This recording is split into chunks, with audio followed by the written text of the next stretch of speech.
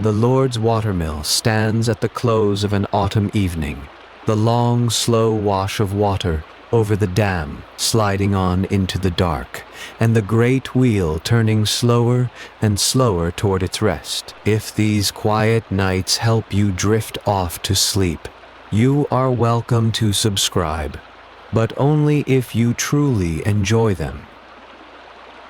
So, for now, let the room grow dim around you. Let the lights fall low. Let your shoulders ease down, and let your breathing slow. Each breath a little longer and softer than the one before. Let the day loosen its grip and slip away, the way the water lets go of the wheel and slides on downstream. Let your eyes close whenever they grow heavy, and imagine yourself here, in the last gray light, stepping softly onto the dark path that runs beside the mill stream, the pond lying still on one side, the mill dark and waiting ahead. Tonight, we drift through the Lord's watermill in the quiet hours after the grinding has stopped and the village has gone still. We will watch the wheel come to rest and stand dripping in the dark, and the two stones fall silent, one at rest above the other.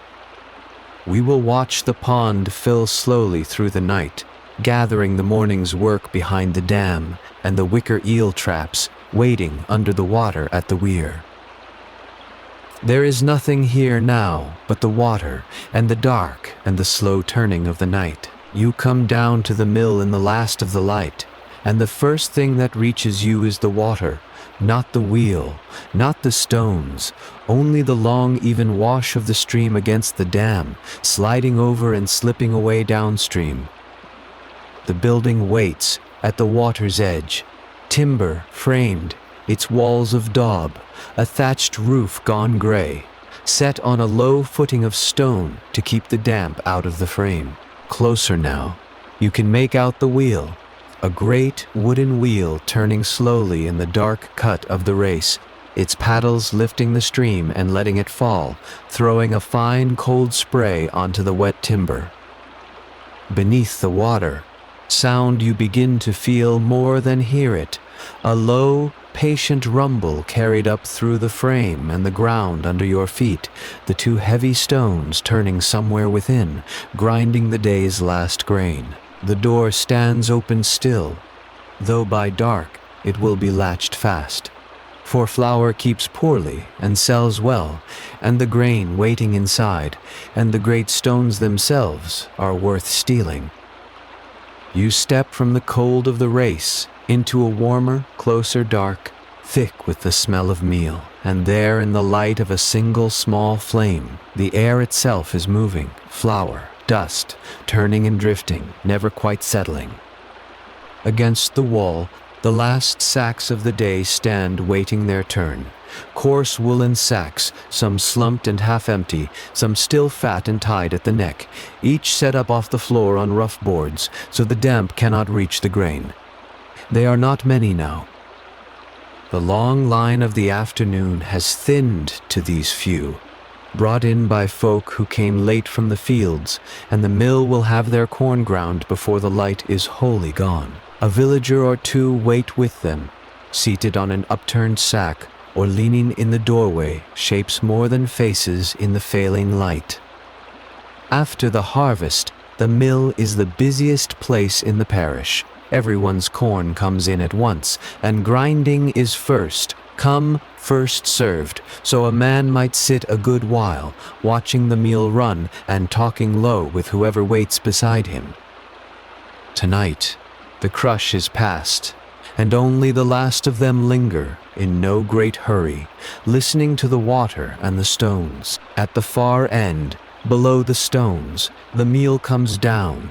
It runs from a worn wooden spout in a slow, steady fall into a waiting sack, warm, faintly gray gold in the low light, giving off a smell of nuts and new bread that hangs in the dusty air.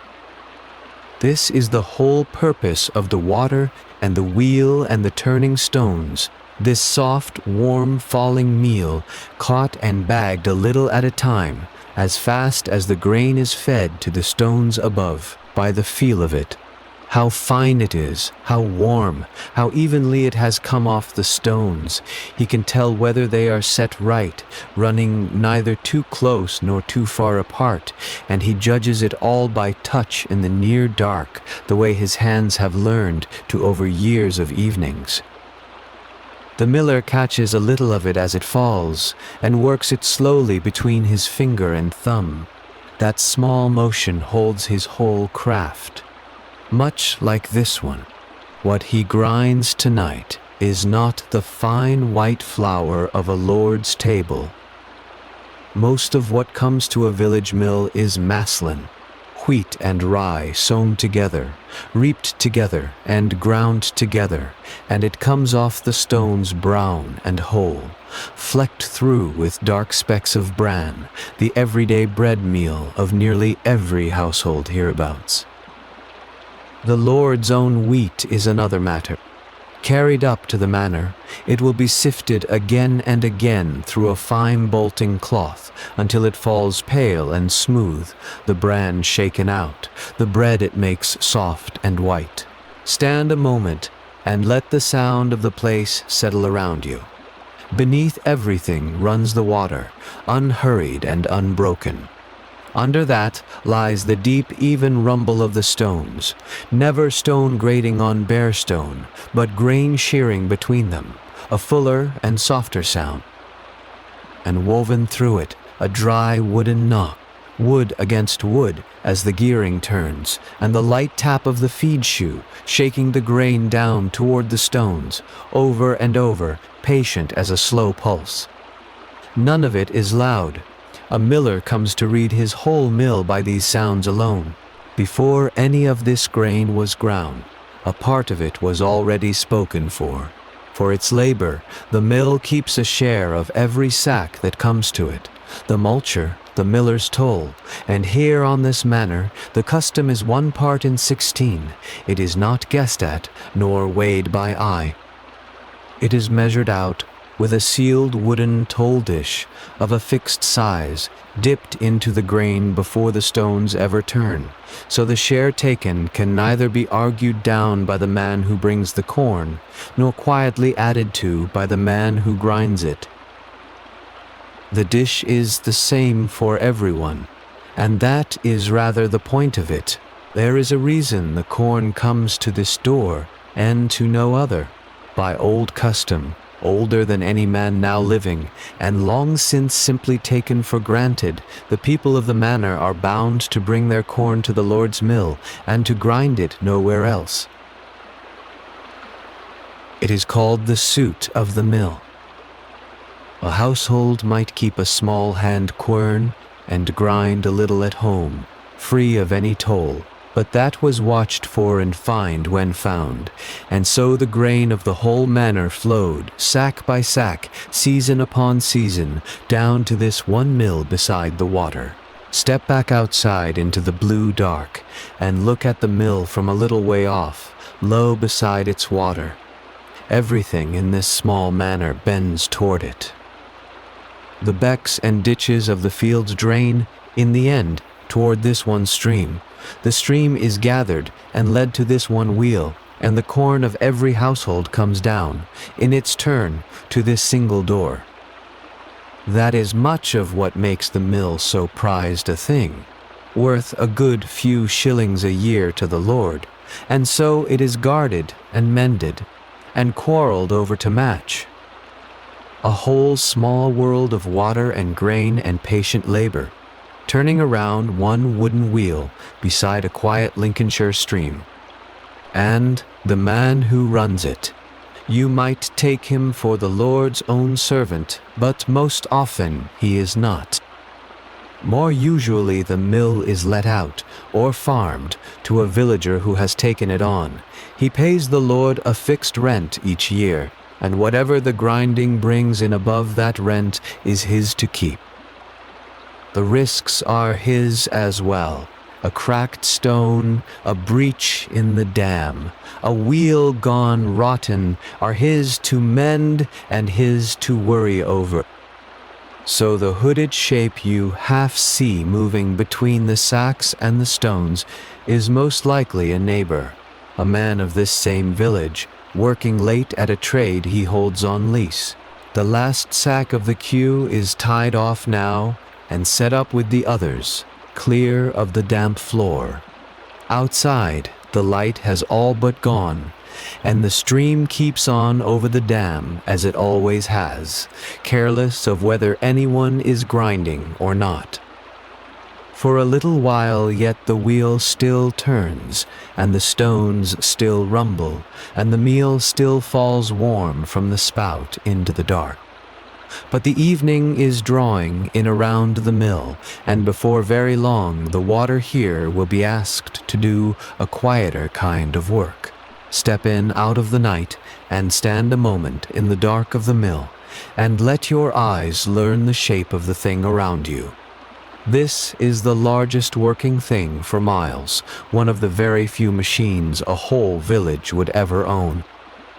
Around the year 1300, there were something like 10,000 mills at work across England, most of them turning on water like this one, and each was a marvel of plain carpentry. There is little of it you cannot understand simply by looking. It is a machine made almost wholly of wood, shafts and wheels and peg teeth of oak, and the river patiently to turn them. Out through the wall, in the narrow race, stands the wheel. By day the hatch is lifted, and the water leans against its paddles and sets the whole mill turning. Now, in the dark, the hatch is down, and the wheel is still, dripping, the river sliding past it and away over the dam. It is a great wheel of oak, its boards grayed and swollen with wet, and it sits low in the channel, with its lower paddles down in the current. You need not follow its cleverness to feel its weight. It is the largest single piece of the machine, and the one the water speaks to first. The wheel does not work alone. Through the wall it carries a single great beam, the shaft, a squared trunk of oak laid level across the mill, thicker than a man's body. When the wheel turns, this whole tree turns with it, slow and enormous, resting at each end in a bearing where an iron journal, called a gudgeon, is driven into the wood so the timber itself need never grind on stone. That is the pattern of the whole machine. Wood does the labor, and iron waits only at the few places where wood would wear away. Follow the shaft inward now, into the heart of the building. Inside, keyed on to the turning shaft, is the first of the great wheels, the pit wheel, set down into its own pit in the floor, so its lower rim swings below the boards. It is taller than you are, a broad ring of jointed oak, and around its edge stand rows of stout wooden teeth. This wheel turns as slowly as the water wheel outside, a heavy, unhurried revolution you could count under your breath. Everything the river gives is gathered here and passed on, once through a single change of wheels. There is no forest of gearing in this mill, only this one patient meeting of wood upon wood. Lean close to the rim, as close as the near dark allows, and look at the teeth. Each is a separate peg of apple wood or hornbeam or hard oak shaped by hand and driven into a squared hole mortised through the wheel's edge. They are not cut from the wheel, they are planted in it, tooth by tooth, so that a broken one can be knocked out and a fresh one set into its place. This is the quiet genius of a wooden machine. It mends the way a fence mends, a piece at a time, with a mallet and a spare peg and no fire at all.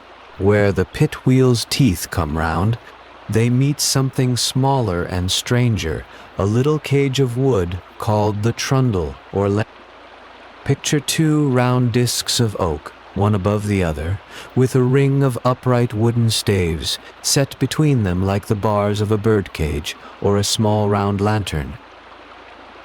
As the big wheel's teeth press into the gaps between these staves, the little cage is driven round and round, many turns for each slow turn of the great wheel above. It is the whole of the mill's cleverness gathered into one small wooden thing, no wider across than a pail. Up through the middle of that spinning cage rises the one long iron in all the machine. The spindle, a squared bar that carries the turning up into the stones above. At its top it widens into an iron cross, the rind, bedded into the underside of the upper stone and gripping it, so that the stone rides the spindle and spins along with it. Here, and out at the gudgeons on the shaft, is very nearly all the iron the mill owns, a spindle, a crossbar, the journal ends, the fittings of the door. Everything else that turns and bears and meshes in the dark is timber. And now the stones. Two lie one upon the other, a matched pair, each a broad gray disc as wide across as a cartwheel and heavier than you would care to lift. The lower one, the bedstone, never moves. The upper one, the runner, turns just above it, riding on the spindle, its weight held a hair off the stone below. Through a hole in the middle of the runner, called the eye, the grain feeds down between them, and there, in the dark between two turning faces of stone, the whole long business of the mill is done. The grain is not crushed but sheared, ground fine, a little at a time. Above the stones hangs the hopper, a wide wooden funnel kept full of grain, and from its narrow throat a sloping trough. The shoe carries the grain down toward the eye. But grain will not run downhill of its own accord as evenly as the stones require, so the shoe is made to tremble. A part of the turning spindle is left a little uneven, and as it spins it knocks against the shoe, tapping it over and over, a small dry rhythm beneath the deeper rumble of the stones, shaking the grain forward in a steady thread. Feed too little, and the stones run empty and hot. Feed too much, and they choke. Everything, in the end, comes down to a gap, the hair's breadth of space between the runner and the bed. Set it too wide, and the meal comes coarse. Set it too close, and stone kisses stone, and the grinding runs hot. The miller governs it from below, where the foot of the spindle rests upon a stout timber lever called the bridge. A wedge, a nudge of that lever, lifts or lowers the whole runner stone by the smallest fraction, and he judges it not by any mark or number, but by the feel of the meal between his fingers. To still the mill for the night, he lifts the runner clear, so it can never grind down upon the bed while the water plays out. A pair of stones like these was the most costly thing in the whole mill, and the miller and his lord knew their worth to the penny. Good millstone did not come from nearby. The grey gritstone of the Derbyshire peak travelled down by river and cart, and one of its quarries was already selling stones as early as the year 1257. Finer, blue-grey stone came from the Rhineland, the so-called Cullen stone, carried up the eastern rivers from the sea.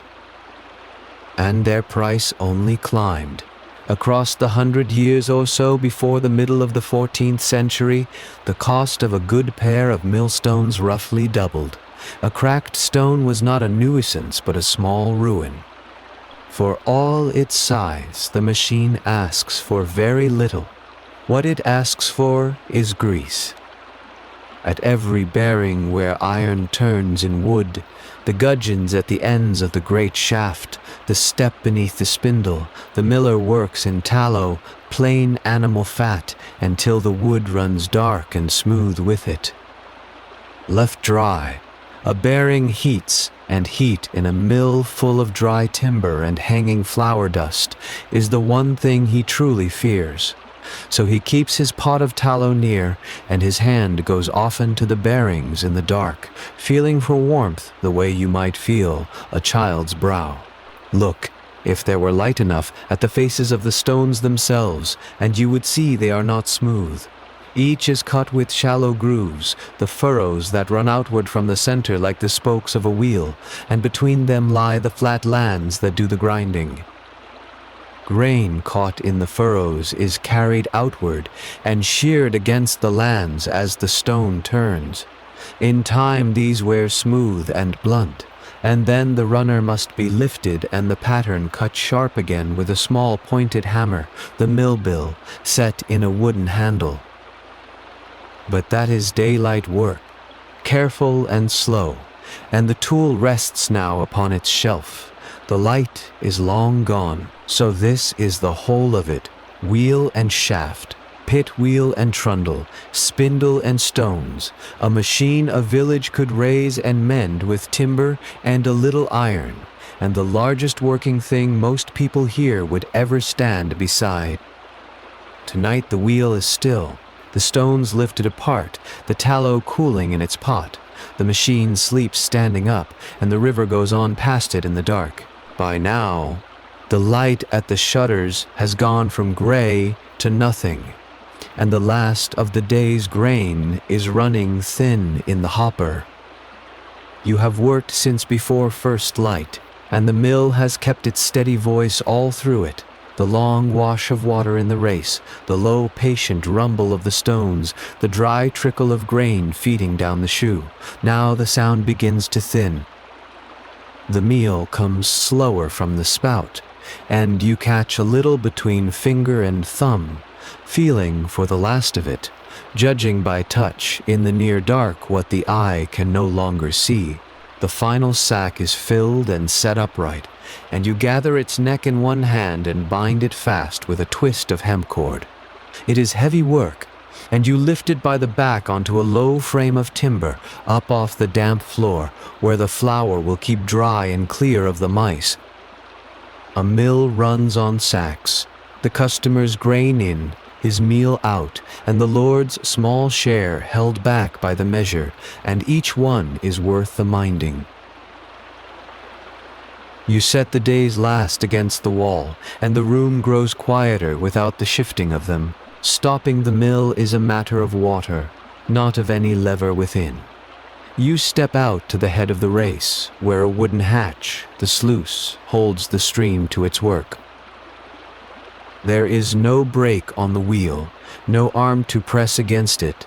The closing of this hatch is the only off switch the mill has ever had.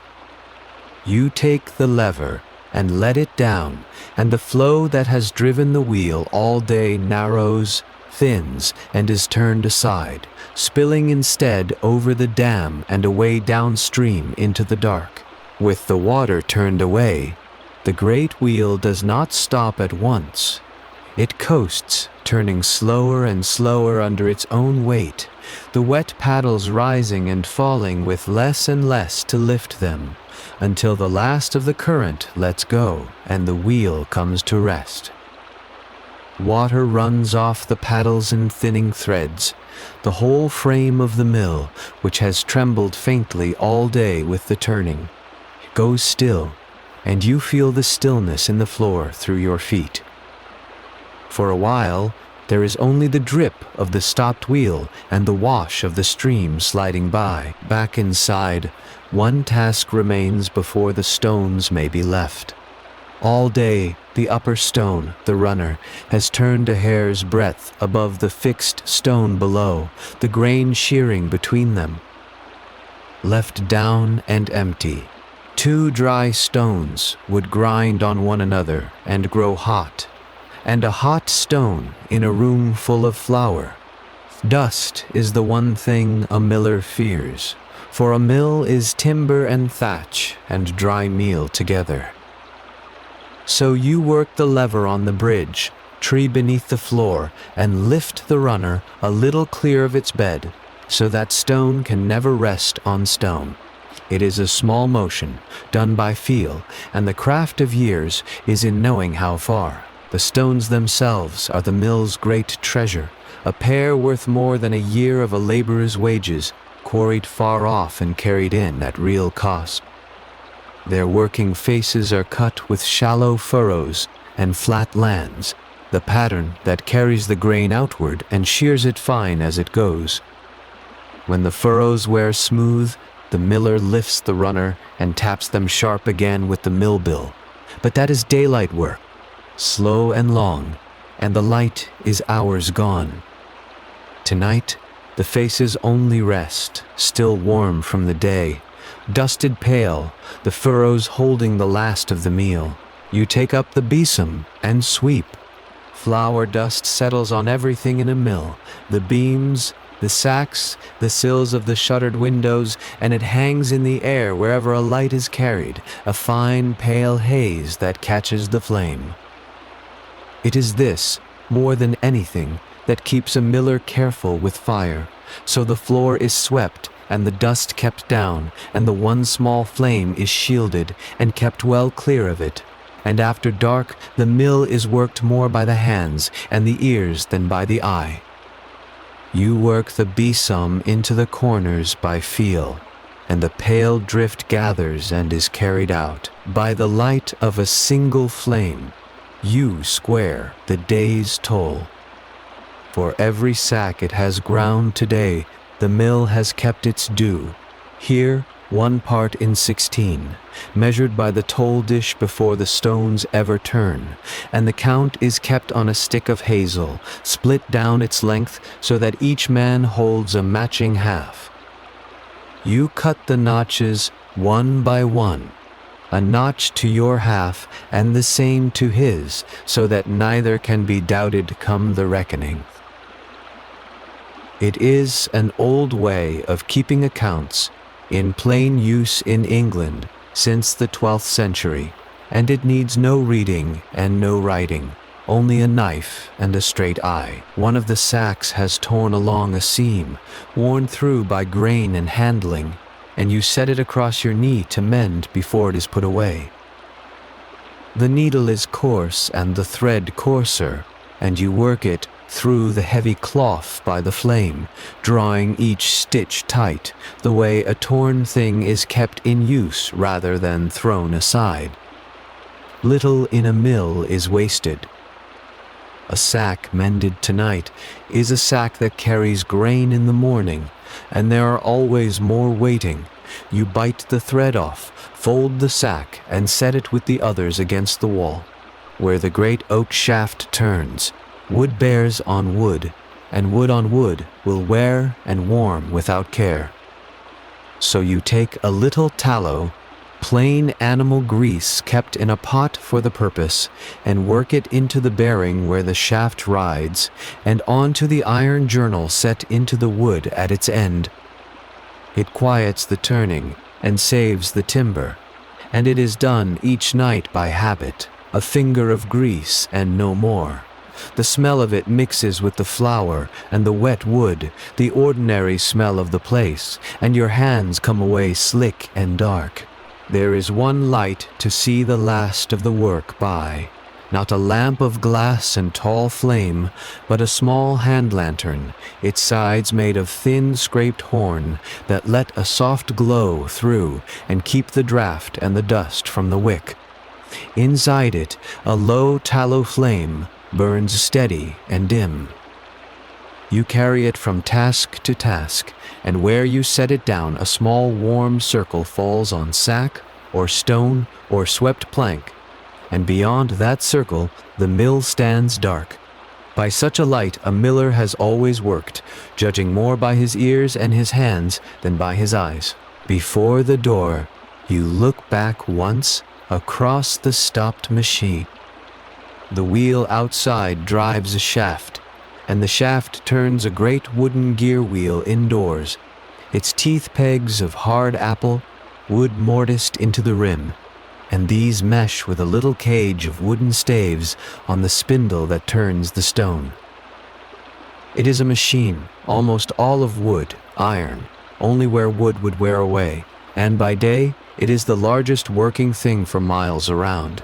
Now it stands quiet, the wooden teeth at rest against one another, and only the water beyond the wall keeps up any sound at all. The last thing is the door. You step out with the lantern, and the night air off the race comes cold and wet against your face. The door of a mill is kept fast at night, for there is grain here, and the Lord's meal, and the costly stones themselves, all worth the taking.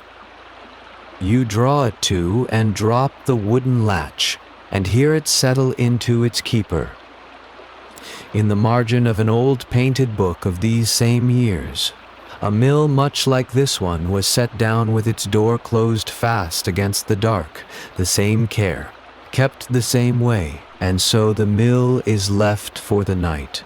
The wheel stands still and dripping in the dark race, the stones lifted apart and cooling, the sacks stacked dry, the one flame carried off to the house.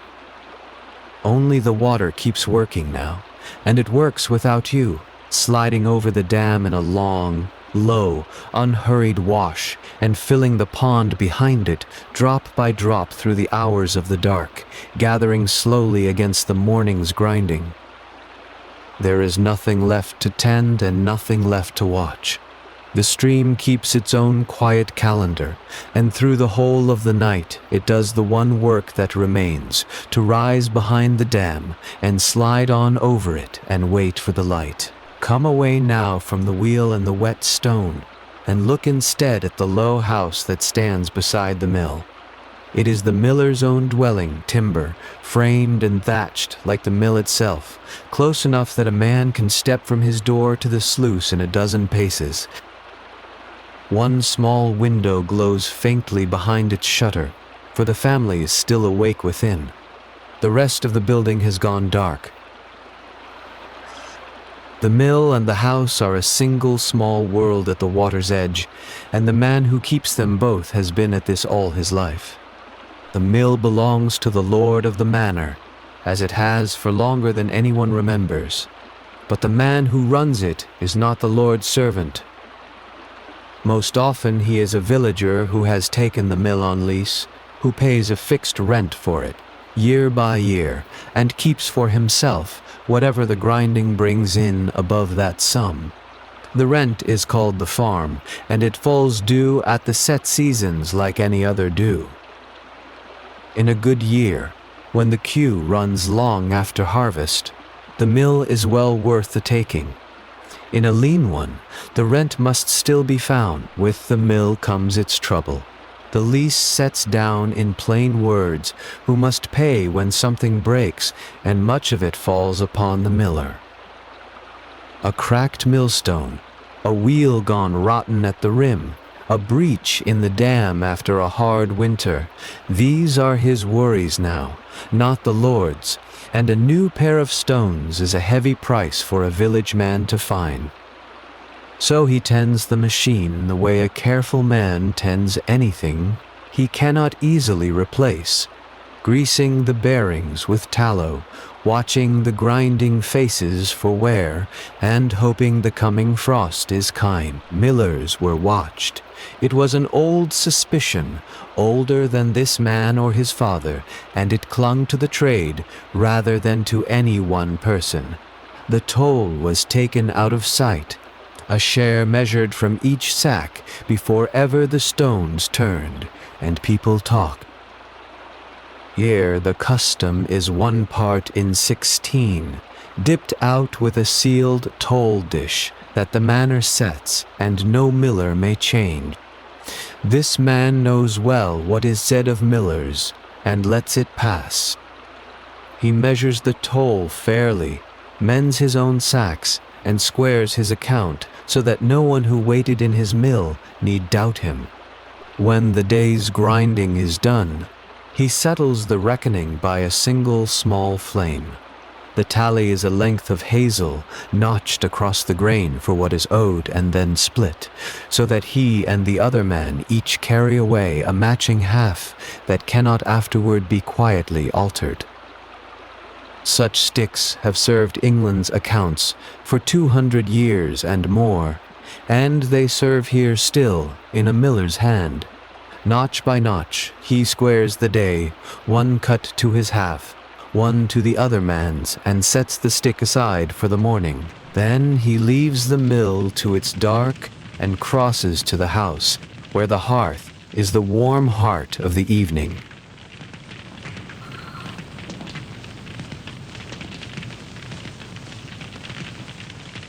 It is an open fire on the floor, ringed with stones, its smoke drifting up to a hole in the soddy thatch. Over it hangs the pot, and in the pot is pottage, the thick and patient stew of the poorer table, barley and peas and whatever greens the garden gives, kept simmering and added to across the days. The room smells of wood smoke and grain, and after the cold breath of the race, it is a plain and welcome warmth. Supper is what most households eat, and few ever write down. There is the pottage, ladled into wooden bowls. There is bread, a brown maslin loaf of wheat and rye, grown and ground together, dense and a little coarse, torn rather than sliced. And there is ale, the mild, cloudy, faintly sweet ale that every household drank in place of doubtful water, brewed, thick, and drunk fresh before it turned, for it did not keep. It comes, most likely, from an alewife's cottage down the lane, known by a green bush hung out above her door to show she had a fresh brewing to sell. The mill is a family's living, not one man's alone. Through the day his wife has kept it as much as he, taking in the sacks that customers bring, minding the stock, holding in her head who is owed what and who still waits his turn. Now she sits near the fire, with a distaff of raw wool under her arm, and a weighted spindle turning below her fingers, the way a woman's hands are seldom quite still. The children have their small tasks too, sweeping the flour, dusted floor, fetching and carrying, watching the youngest. A village mill is worked by a whole household, from dawn to dark. If the trade is good, there may be a hired lad as well, a boy from the village taken on for his keep, and a little more, who hauls the heavy sacks up the ladder on his back, minds the hopper, so the stones never run empty, and grind hot, and sleeps somewhere in the warm. He is not a bound apprentice with papers and years to serve. That is the way of the town guilds, not of a country mill. He is simply another pair of hands, and by this hour his work is done, and he sits slumped at the edge of the firelight, half asleep. For all the old suspicion, a mill is a gathering place. By day the folk of the manor must bring their corn here and nowhere else, for it is the Lord's mill, and the custom binds them. So they come and wait and talk, and the mill hears the news of the village before the village has finished making it. In the evening all of that falls away. The last customer is long gone. The family draws close to the fire. The day's small doings are turned over quietly and let go. Beyond the shutters, the water still slides over the dam. But here there is only the low talk and the fire settling. And then, from the village, a bell. It is the curfew, the couvre-feu, the cover fire, rung out over the fields in the evening, near the 8th hour of a day, reckoned by daylight and by bells, rather than by any dial.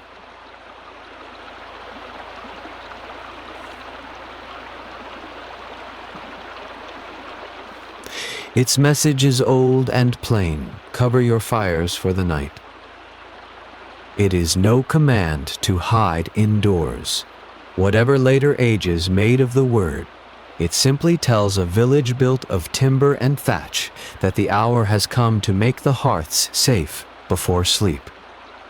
The single note carries far across the water, and the miller hears it as everyone hears it. So the fire is tended down for the night.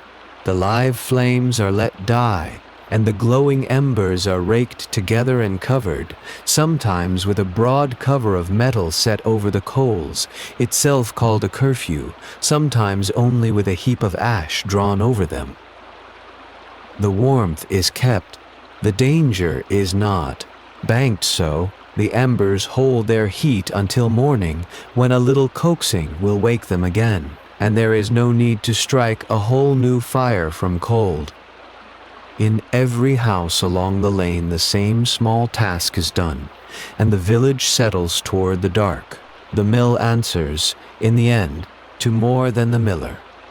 Once in the season, the reeve comes, a villager himself, chosen to see to the Lord's business, to gather the render the mill owes and the Lord's share of the grain, and to carry the numbers up to the manor. There, at Michaelmas, at the end of September, when the whole year's accounts are reckoned, and the new grain is counted in, the Lord's auditors read the tallies back. It is not menace, only the slow machinery of a manor doing what it has always done. The miller keeps his own reckoning honest, against that distant day. By now, the reckoning is squared, the supper eaten, the fire settled to embers, and the bell has had its say. The mill stands dark beside its pond, the wheel still, the door latched fast against the night. In the house the last of them are finding their beds, the miller, his wife, the children, the drowsy lad, while outside the water goes on sliding over the dam, patient and unhurried, as it will go on until the sluice is lifted at first light. The little world at the water's edge has gone quiet now. Leave it so, and let us walk back out to the pond and the dark stream beyond. By now the grinding is long finished, and the pond behind the mill is doing the quietest work of the whole day. The hatch has been let down at the head of the race, and with the wheel still, the stream no longer runs off through the mill. It simply gathers, spreading slowly across the flat water above the dam. You cannot really see it rise. You feel it in the way the pond lies fuller and calmer against the reeds than it did at dusk, holding its dark surface up to the last gray light. This is the mill's night, and it is not idleness. It is the water banking itself, gathering in the dark for the morning's grind. The thing that holds all this still is a single wooden hatch, no cleverer than a board in a slot, worked up and down by a lever at the head of the race. Through the working day it was raised a hand's breadth to let the water through to the wheel. At evening it was dropped, and that was the whole of stopping the mill. There is no other switch, no brake, nothing to throw. Drop the hatch, and the wheel coasts to a stop of its own weight, and the race below runs thin and then quiet. The board sits in its slot now, dark and wet, with the held water pressing gently at its back. The dam that makes the pond does two kinds of work at once, and the second is easy to miss. Thrown across the greater part of the stream, it lifts the water and turns it into the race. That is the work you can hear, the long, even wash of the overfall, where the surplus slips across the top and away downstream. But the dam also holds a wide, slow reach of water behind it, deeper and stiller than the stream would ever be on its own. That slow water is the mill's other harvest. In the reeds and the soft mud along its edge, out of the current, something has been waiting since dusk for the dark to come on. The waiting thing is eels. All the warm months they lie hidden in the mud and the stones. But on dark autumn nights they leave, moving downriver in the black water toward the distant sea, and this is when they are taken. Along the weir the miller has set his traps, long baskets woven of peeled willow, funnel-mouthed, waited to sit under the surface with their open ends facing the drift of the water. An eel that noses into the mouth cannot easily turn back against the withies. The baskets need no watching. Set at dusk, they mind themselves through the night, and are lifted, heavy and dripping, at first light. Autumn is the richest season for it, and a good night's catch is not counted one by one, but reckoned in sticks. A stick of eels being 25, and 10 sticks bound together, making what men called a bind, 250 in all. Eels have been paid in this way for a very long time. Long before this mill, the great survey ordered by the conqueror listed mills and weirs that owed their lords a yearly render told in eels. One fishery, at a place called Wells, owed the Abbey of Ramsey some 60,000 a year. What the traps take here is far humbler. A few sticks, salted or smoked to keep, a small dark wealth pulled out of the moving water. Along the shallow edge, where the slow water thins over gravel, a heron has been standing since before the light went. You might not pick it out at first, gray on gray, still as one of the dead willow stakes at the water's edge, its long neck folded down into its shoulders. It is fishing the same water the miller fishes, waiting on the small things the eels and the current bring to the margin. It will stand like that for a long while, and then take a single slow step and stand again. Nothing about it is in a hurry. The pond keeps a slower patience than any of the men who work its water. Somewhere back in the reeds there are moorhens. You will rarely see them after dark. You know them by sound.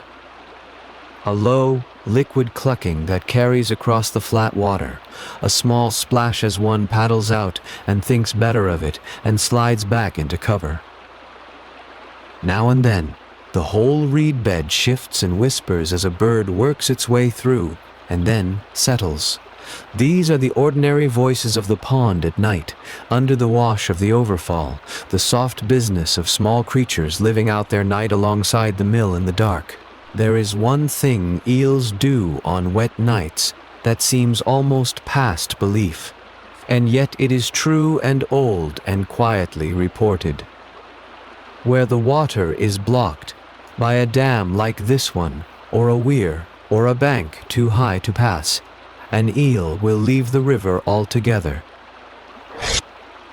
On a dark, rain-softened night, it will pull itself up out of the shallows and travel overland through the wet grass, its body working against the stalks, keeping to the damp until it finds the water again below the obstruction. If you walked the meadow above the mill on such a night, your small flame held low, you might just catch the faint stir of one going by in the grass, and never be sure you had seen it at all. Stand a while by the dam now, and listen to how the water world sounds once the wheel has stopped. The big even roar of the working race is gone. What is left is quieter and more various.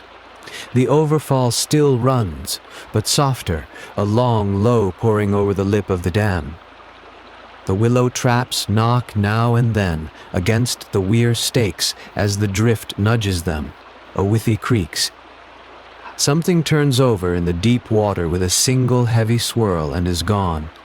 Far off, the settling timbers of the still mill tick as they cool.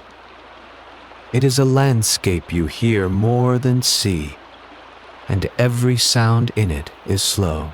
By full dark, the pond has become a single dark sheet, its edges lost in the reeds, holding whatever light the sky still gives. The traps are down and minding themselves. The heron has gone to roost, or stands yet invisible.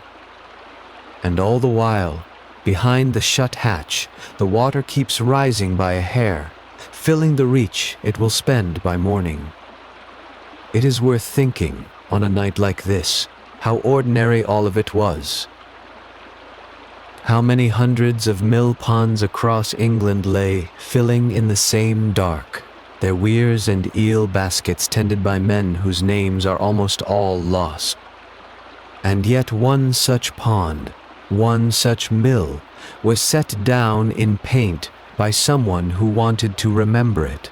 The someone was a painter, and the book was a psalter, a great illustrated book of psalms, made in these very parts, in these very years, for the lord of a manor not far from here. His name was Sir Geoffrey Luttrell, born in 1276, Lord of Ernham in Lincolnshire, and the book he paid for is one of the most famous survivals of the English Middle Ages. Down the lower margins of its pages, around the sacred text, its painters set the whole working country of the estate, ploughing and harvest, feasting and games, the ordinary labor of the year. And on one page, low beneath the psalm, they painted a watermill. It is a small painting, and a careful one. A timber mill house stands at the water. A wheel sits in a narrow race where the stream has been penned by a wooden dam thrown across the greater part of the river, the very arrangement you have been standing beside all night.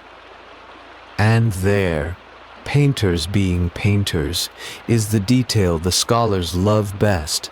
Down in the water, beneath the mill, they have set wicker baskets to catch eels and nets besides.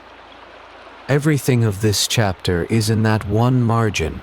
The dam, the penned water, the wheel turning in the race, and the eel-traps waiting under the surface, all of it painted for a lord who liked to see his own country looking back at him from his book. The psalm the mill was painted beneath is one of praise. In the old numbering, the 103rd, the great hymn to the Maker of the world, who sends the springs into the valleys and brings bread out of the earth. It is hard to think the pairing was an accident, the painted stream that God set running, and just below it, the wooden wheel that turned the stream into the manor's bread. Whether the painters meant it as devotion or as the quiet pride of a wealthy man in his own well-ordered land, no one can finally say. Perhaps it was both. A lord liked to see his world made good and turning, and here it was, water and mill and daily bread bound into a book of prayer. And then you set the book down, and there is only the pond again, and the dark, and the small sounds of the water minding itself. The painted mill and the real one are the same mill. In the end, timber and oak and penned water, a wheel that will turn again when the light comes. For now it is still. The traps wait at the weir. The heron waits at the shallows. The water climbs by a hair behind the shut hatch, in no hurry at all, and the night leans on toward the hours when nothing at the mill is asked to move, and the whole slow reach lies gathering under the sky. The last of the grinding is long over now. The sluice has been let down for the night, and with the water no longer pressing on it, the great wheel has slowed and come to rest in its dark race. It stands where it always stands, at the flank of the timber mill, only still now, the way a thing that has turned all day comes at last to be still. You are standing a little way off, out in the mill yard, in the damp of the night air. The building is a low black shape against a sky, the color of wet slate, and no light moves in it. The day's work has gone out of it, and the mill has settled down into the dark to wait for morning. Step in through the low doorway, and let your eyes find the shapes in the dark. The machine that filled the whole day with its patient rumble stands wholly quiet now. The big pit wheel, taller than a man, has stopped with its wooden pegs of teeth halfway into the little cage of staves they drive. And there they rest, tooth against stave, holding still. Above them, the upper stone has been eased a hair up off its fellow, the way the miller leaves it every night, so that stone never lies against stone in the dark. Nothing turns. The whole wooden works of the mill, that leaned all day into its slow circling, leans now into stillness instead, and simply holds it. Out at the wheel, the water has not gone away, it has only stopped doing its work. The race still runs beneath the paddles, sliding past them now, instead of pushing them round, and the wheel hangs over it, dark and dripping. A bead of water gathers along the lowest oak paddle, swells and falls, and after a while another gathers and falls behind it, slow and even and in no hurry at all. That soft, uneven dripping is almost the only sound out here. All day, the wheel spoke in one long turning voice. Now it speaks only in single drops, one and then another, down into the moving dark below. A mill is a made thing of timber, and timber has a life of its own after dark. All day the frame has carried the strain of the turning, warmed a little by the work and the friction of it, and now, in the cool of the night, it lets that warmth go, and as it cools it moves, not enough to see, only enough to hear. Somewhere overhead, a great oak beam eases against its peg with a single low tick. A while later, a board answers it from the far wall. The building settles by tiny degrees back toward its resting shape, ticking and easing in the dark.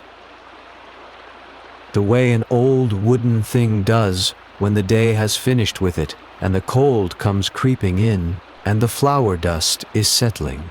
All through the working day it hung in the air, a fine pale haze that caught what little light there was and would not quite lie down. Now, with nothing to stir it, it comes to rest at last, a soft gray film drifting down onto the ledges, onto the stilled shoe above the stones, onto the shoulders of the sacks, onto the mill bill where it rests on its shelf.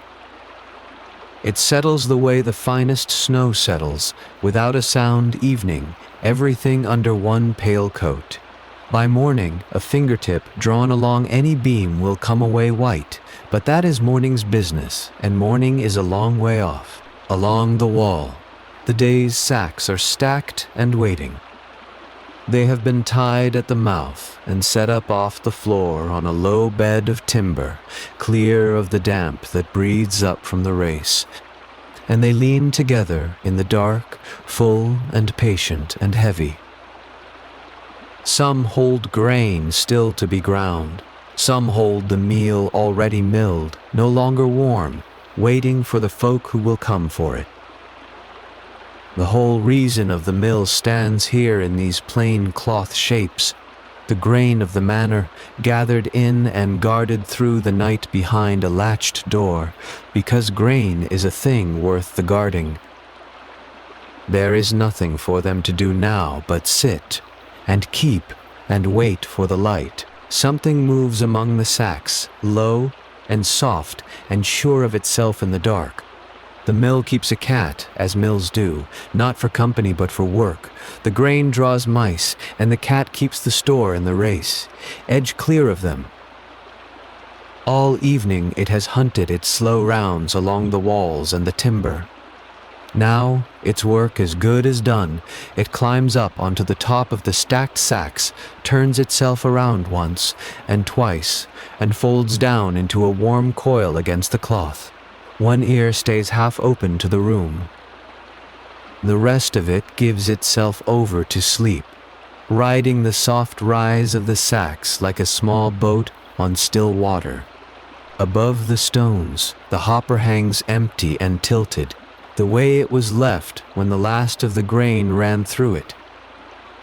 From it, a sloping wooden trough, the shoe, runs down toward the eye of the upper stone, and all day that shoe was shaken by the knock of the turning spindle, trickling grain down a little at a time, so the stones never ran dry and hot. Now the spindle is still, and the shoe is still with it, and not a single grain moves. The last few kernels lie caught in the grain of the wood, gone nowhere, waiting for the turning to begin again. It is the quietest corner of a quiet mill, the place where, all through the day, the grain begins its short fall down into the meal. By the door, the dog lies where the dog always lies, stretched across the threshold between the sacks and the night. He is a working animal, no more a pet than the cat is. His charge is the door, and the sacks and the sound of anything that should not be there. The door is shut fast and latched, as it is every night, for a mill full of grain and dressed stones is a thing worth the locking. His chin is down on his paws. Now and then an ear lifts toward the running water outside, or toward some small sound off in the dark, and then, finding nothing in it, settles again. He is not truly asleep and not truly awake. He only keeps the door the way he has kept it every night of his life. Beyond the mill yard, the manor village lies down in its own dark. You cannot see much of it from here. A scatter of low thatched roofs along the lane, a church tower, a shade blacker than the sky, the strip fields fading off into the night beyond. Every cottage is shuttered against the cold. The evening bell rang the folk to their rest a good while ago, and one by one the hearth fires were damped down low and covered for the night, so that no loose flame is left waking anywhere in the village.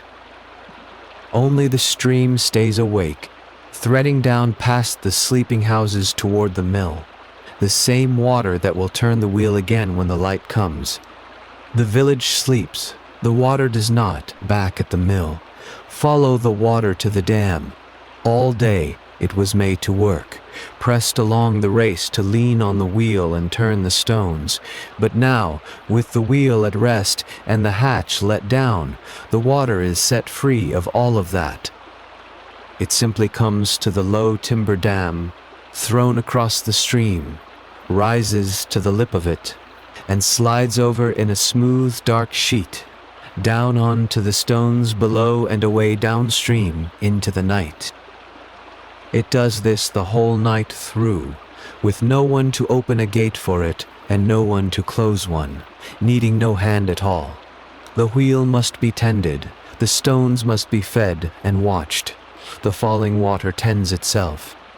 And here is the quiet thing the night is really doing. When the miller let the hatch down at dusk, he did more than still the wheel. He shut the gate on the water's road to the mill, and the stream, finding its way barred, has nowhere to go now but to gather. Behind the dam, where by day the pond runs low as the wheel drinks it down, the water is quietly backing up and rising, drop by drop and then span by span. All through the dark hours it climbs the banks a hair at a time, filling again the pond it emptied through the working day.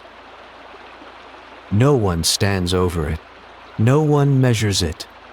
The closed hatch does the only work the mill still has tonight, and the water does the rest on its own in the dark. And so the mill is left to sleep. There is nothing here that will not keep till morning. The wheel sleeps in its dark race. The stones sleep, lifted a hair apart. The sacks sleep along the wall. The cat sleeps on the sacks and the dog across the door. And out past the yard, the whole village sleeps behind its shutters. And while every one of them sleeps, the pond fills. Quietly, without a hand to help it, in the cold and the dark, it draws in the head of water the wheel will want at first light, gathers the morning's grinding drop by patient drop, and holds it ready behind the dam. The one wakeful thing in all this sleeping country needs no watcher and makes no sound. It only gathers the morning, slowly, while the mill sleeps on, but the night is long, and the pond has hours yet to fill. While it gathers there in the dark, there is more of this slow world to move through, and nothing to hurry it. There is the machine itself, the long, patient road the power takes from the wheel in the race to the turning stone, wheel and shaft and wooden teeth, worth walking slowly through once more. There is the reckoning of the place, the toll taken from every sack, the notches squared on a tally stick, the old right that bound the manor's grain to this one mill and no other. And there are the grains themselves, the wheat and the rye, the barley and the oats, and which flour went to whose bread. All of it is here in the dark, waiting, unhurried. There are hours of the dark still to go, and the quiet water to see us through them.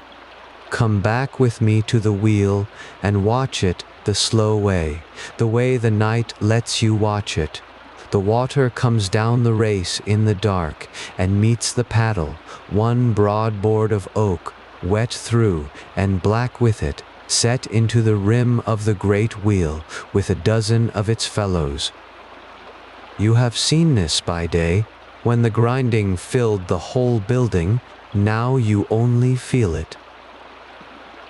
The water does not strike the paddle so much as lean against it, a long steady weight of the stream pushing where it can, and the board gives, and the next comes round to take the push, and the one behind that. There is no haste in it, a river has all the time there is. The wheel turns in the race, because the water would rather go down than stay, and the wheel stands in its way, and takes a little of that wanting, before it lets the water pass on. Wet oak, cold water, the long dark channel, that is the beginning of everything the mill does, and it is nearly the quietest thing here. Feel the weight of the water find the board, and hold there, and turn. Follow the wheel inward, off the paddles, and along the axle, a single squared beam of oak as thick as your body, carried on iron at each end. Here is the one place the mill lets itself be greased. The wood of the shaft would burn away against wood if it turned bare. So its ends are capped with iron journals, the gudgeons, driven and hooped into the timber, and these ride in a bed smeared thick with tallow. Animal grease, nothing finer, no oil and no wax, only the rendered fat kept in a pot on the sill and worked in by a thumb whenever the sound tells the miller it has grown dry. In the dark you would know the bearing by its warmth and its faint smell, mutton fat and old wood. It turns with a low, patient groan, a sound so even you stop hearing it. All the weight of the wheel, all the push of the river, comes to rest on these two small greased iron ends, and they carry it without complaint through the whole working day. The shaft is still. The tallow has set again in the cold, holding the shape of the last turn it made, where the shaft comes through the wall. It carries a wheel indoors, broad as a cartwheel, and made all of wood. The pit set into its rim all the way round are the teeth, short pegs of hard apple or hornbeam, each one shaped by hand and driven into a mortise, so the whole ring of them stands a little proud of the wood.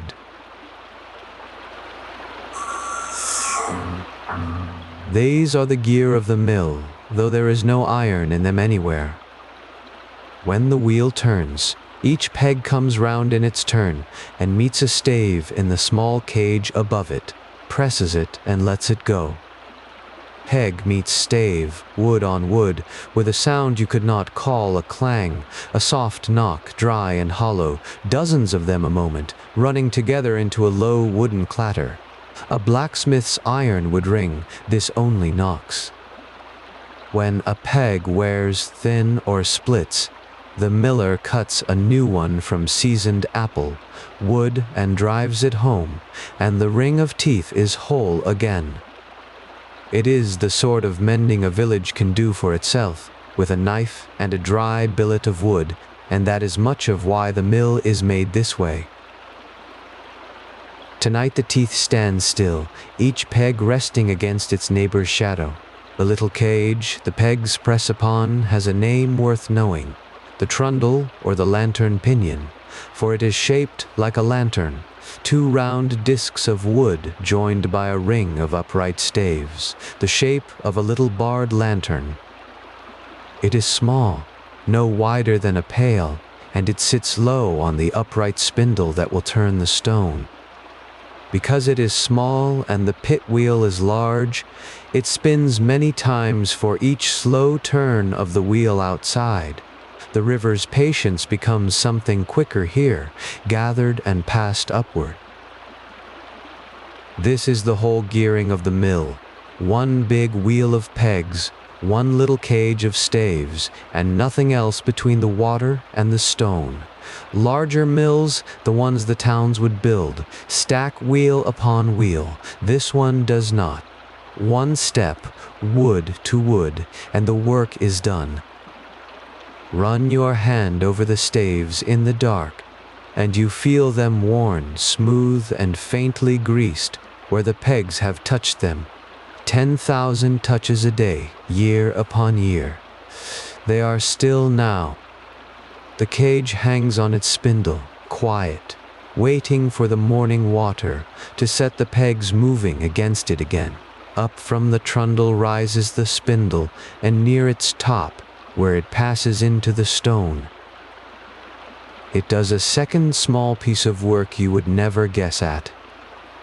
The shoe is a little sloping trough, and left to itself, it would sit still and let nothing pass, but the spindle's knock shakes it. A small tapping tremor, over and over, and the shaking is what shivers the grain along it and lets it fall, a few kernels at a breath, down in. The spindle is not perfectly true, it is squared or slightly rough just there, and as it turns it knocks, lightly, against the wooden shoe that feeds the grain, the turning stone. So the same motion that grinds also feeds, and feeds no faster than it grinds. When the stone turns quick, the knock comes quick, and the grain comes quick to match. No one tends it once it is set. It minds itself by its own knocking. In the day you would hear it under everything else, a light, dry rattle inside the deeper rumble, and a miller half asleep would still hear if it stopped and wake. Tonight there is no grain in the shoe and no knock to shake it.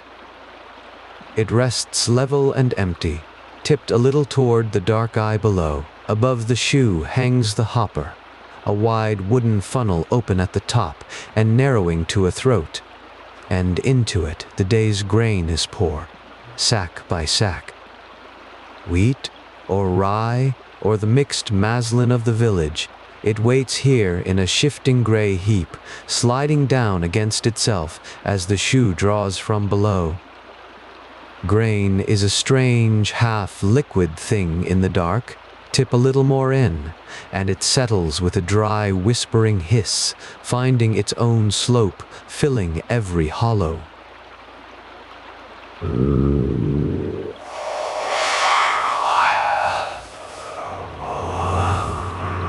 The hopper meters nothing on its own. It only holds and lets the throat pass what the shaking shoe will take. A steady feed is the whole art of it. For stones that run empty grind on one another and grow hot and heat among that fine hanging dust is the miller's oldest fear. So he keeps the hopper charged and the feed even, and listens for the change in the sound that would tell him it had run thin. Tonight, the hopper is swept clean, or holds only a last dry handful in its corner, kept back for the morning. Reach up and you feel the smooth wood worn pale by numberless slides of grain, and a faint flour, dust softness over all of it. Follow one handful of grain the whole way down, slowly, the way sleep follows a small thing. It slips from the hopper's throat into the shoe shivers it along, and at the shoe's low end it falls, a thin, dry trickle, into the eye of the stone. The eye is the round hole through the middle of the upper stone, the runner, and it is the mouth of the whole mill. Grain goes in there and nowhere else. The stone is turning, in the day it would be turning, and the grain, dropping into the center, is caught at once by the motion and thrown outward, off the still heart of the eye and out toward the working faces below. Nothing pushes it but the turning itself. A stone at rest would simply let it sit. So the eye must be fed no faster than the spinning can carry the grain away, or it would choke and back up into the shoe. It is a small dark opening, worn smooth at its lip, and if you put your eye to it now, by the low lantern, you would see straight down into the joint between the stones, the one place in the mill where the grain becomes meal, hidden even from the miller. Between the two stones, in that hidden dark, the grain meets the faces that do the work. And they are not smooth. Cut into each stone is a pattern of shallow grooves, the furrows and the flat lands between them, and it is the meeting of furrow against furrow, upper stone crossing lower, that grinds. The two sets of grooves pass over one another like the blades of shears, and the grain caught between is not so much crushed as sheared, cut finer and finer as it travels outward from the eye. The furrows do a second work too. They are little channels, and they carry the meal along themselves, sweeping it steadily from the center toward the rim, so the stones are always clearing themselves and taking in new grain behind. A stone with worn, flat faces would only rub and heat and make a poor, warm smear. It is the sharp edges of the furrows that cut clean. You cannot see them turning, but lift the lantern to the rim where the two stones nearly meet, and you can see the ends of the furrows themselves, cut into the gray grit, dusted white, resting edge above edge in the dark, keeping their pattern until the water comes back. Where the furrows reach the rim, the meal comes out, and it comes out warm. All that shearing and traveling makes a gentle heat, never a scorching, only the warmth of work, and the flour that spills from between the stones at their outer edge carries it. It is thrown clear of the rim, out under the wooden skirt of boards that rings the stones, and gathers in the trough below to be swept toward the sack. Catch a little as it falls, and it is soft and faintly warm in the hand, and it smells of itself, nutty and wheaten, alive in a way the hard grain never was. The bran is in it still, small brown flecks through the pail, for this is the village's meal, and no cloth has sifted it. By morning, cooled and bagged, it will lose that first warmth and settle to an ordinary flour. But at the stones, at the moment of its making, it is warm as a living thing. Tonight, nothing comes from the rim. The trough is swept, the last of the day's meal long since tied into its sack and set up on the timber off the damp floor. But the smell of it stays in the wood of the whole building, and will until the water turns the stones again. How fine the meal comes depends on one thing above all, the space between the stones. and that space is set from below. The lower stone lies fixed, the upper one, the runner, rides on the spindle, and the spindle's foot rests on a stout beam beneath the floor called the brick. Move that beam a hair, and the whole upper stone rises or settles by the same hair, and the gap between the faces closes or opens. It is done with a lever and a wedge, no fine cut screw, nothing graduated, only a long arm of wood the miller can press with his hand or his foot, watching or rather feeling and hearing, until the meal runs as he wants it. Closer stones make finer flour, but grind slower and hotter, a little apart. The meal comes coarse and quick and cool. A hair's breadth is the whole of it, and no one could tell you the measure in numbers. It lives in the miller's hand and ear. Tonight the runner is tentered up, lifted clear, so that stone never rests on stone through the idle hours. A runner left down on the bedstone could be marked or worse. The lever stands set to its night place, and the small dark gap waits, empty above the fixed and patient bedstone. Stand in the doorway a moment, and think of the man who runs all this, not as he is now with the mill asleep, but as he is by day, and you will understand the strangest thing about his craft. He works it mostly by ear. He does not stand over the stones and watch. There is nothing to see. The work is hidden between them. He listens. The long wash of the race, the low rumble of the grinding, the dry knock of the shoe, the soft clatter of the pegs, all of it together makes one steady sound, and that sound is his whole account of how the mill is doing. Let the grain run thin and the note changes. Let a stone run too close and dry, and he hears the heat coming before ever he smells it. Let a peg split, and the knock goes lame.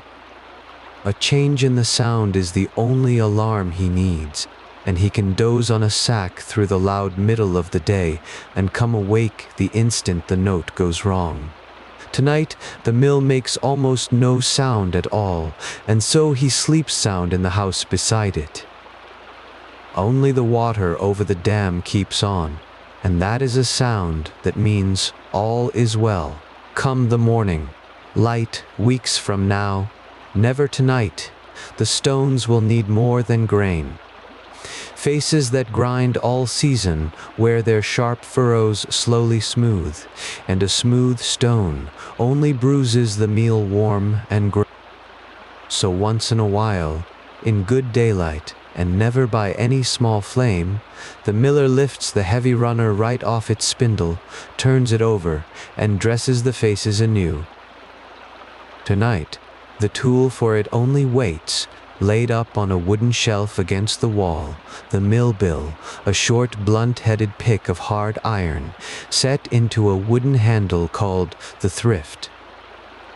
By day and daylight he will take it down, and kneel to the upturned stone, and cut each worn furrow sharp again, tap by tap, hour upon hour, following the old pattern in the grit. It is slow, careful, dusty work, days of it for a full dressing, and it is why a stone dresser was a man worth sending for, but that is a task for the sun. Now the bill lies quiet in its thrift on the shelf, its iron dull in the lantern light, and the stones keep the edges they have.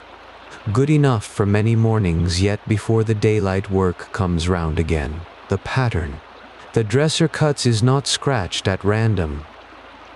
Each stone carries its furrows laid out in groups that sweep from the eye toward the rim in gentle curving lines, like the spokes of a wheel bent all one way, and the two stones are cut to mirror each other so that furrow crosses furrow as they turn. Where the curves cross is where the shearing happens, a cutting edge that travels round and round without ever staying in one place. A dresser learns the pattern by eye and by long doing. He keeps it in his hand the way a man keeps a tune, and he cuts a new stone to match the old so the mill grinds as it always has. The lands between the furrows he sometimes roughens too, a close stippling of small cuts to bite the grain a little more. All of it is done cold, with the bill kneeling over the upturned stone in the daylight. Tonight, you can trace one curving furrow with a fingertip in the lantern, glow from near the dark eye out to the dusty rim, and feel where the season's grinding has begun to round its once sharp edge. It will hold a while yet. The pattern is patient, like everything here. Lay your hand flat on the upper stone and think how far it came. This gray, hard, close-grained grit was quarried from the high moors away to the west, the peak country of Derbyshire, where the right stone for grinding breaks out of the hills. A pair of stones is one of the costliest things the mill owns, worth more than the wheel, worth years of a poor man's living, and getting them here was no small labor. Rough-shaped at the quarry to save weight, they came down by cart over bad roads, and then, where they could, by river, floated or barged along the water toward the lowlands, for a thing so heavy travels best on water. The stone under your hand tonight has ground the corn of this manor through more autumns than the miller can easily count, wearing a little thinner with each dressing, and one day, not soon, it will be too thin to trust, and the long journey from the moors will have to be made. What the streams carry down to the mill is not only the grain, but, once in a long while, the stones themselves. When at last a new pair reached the mill, they were set and trued and dressed with great care, for they must last a generation of grinding.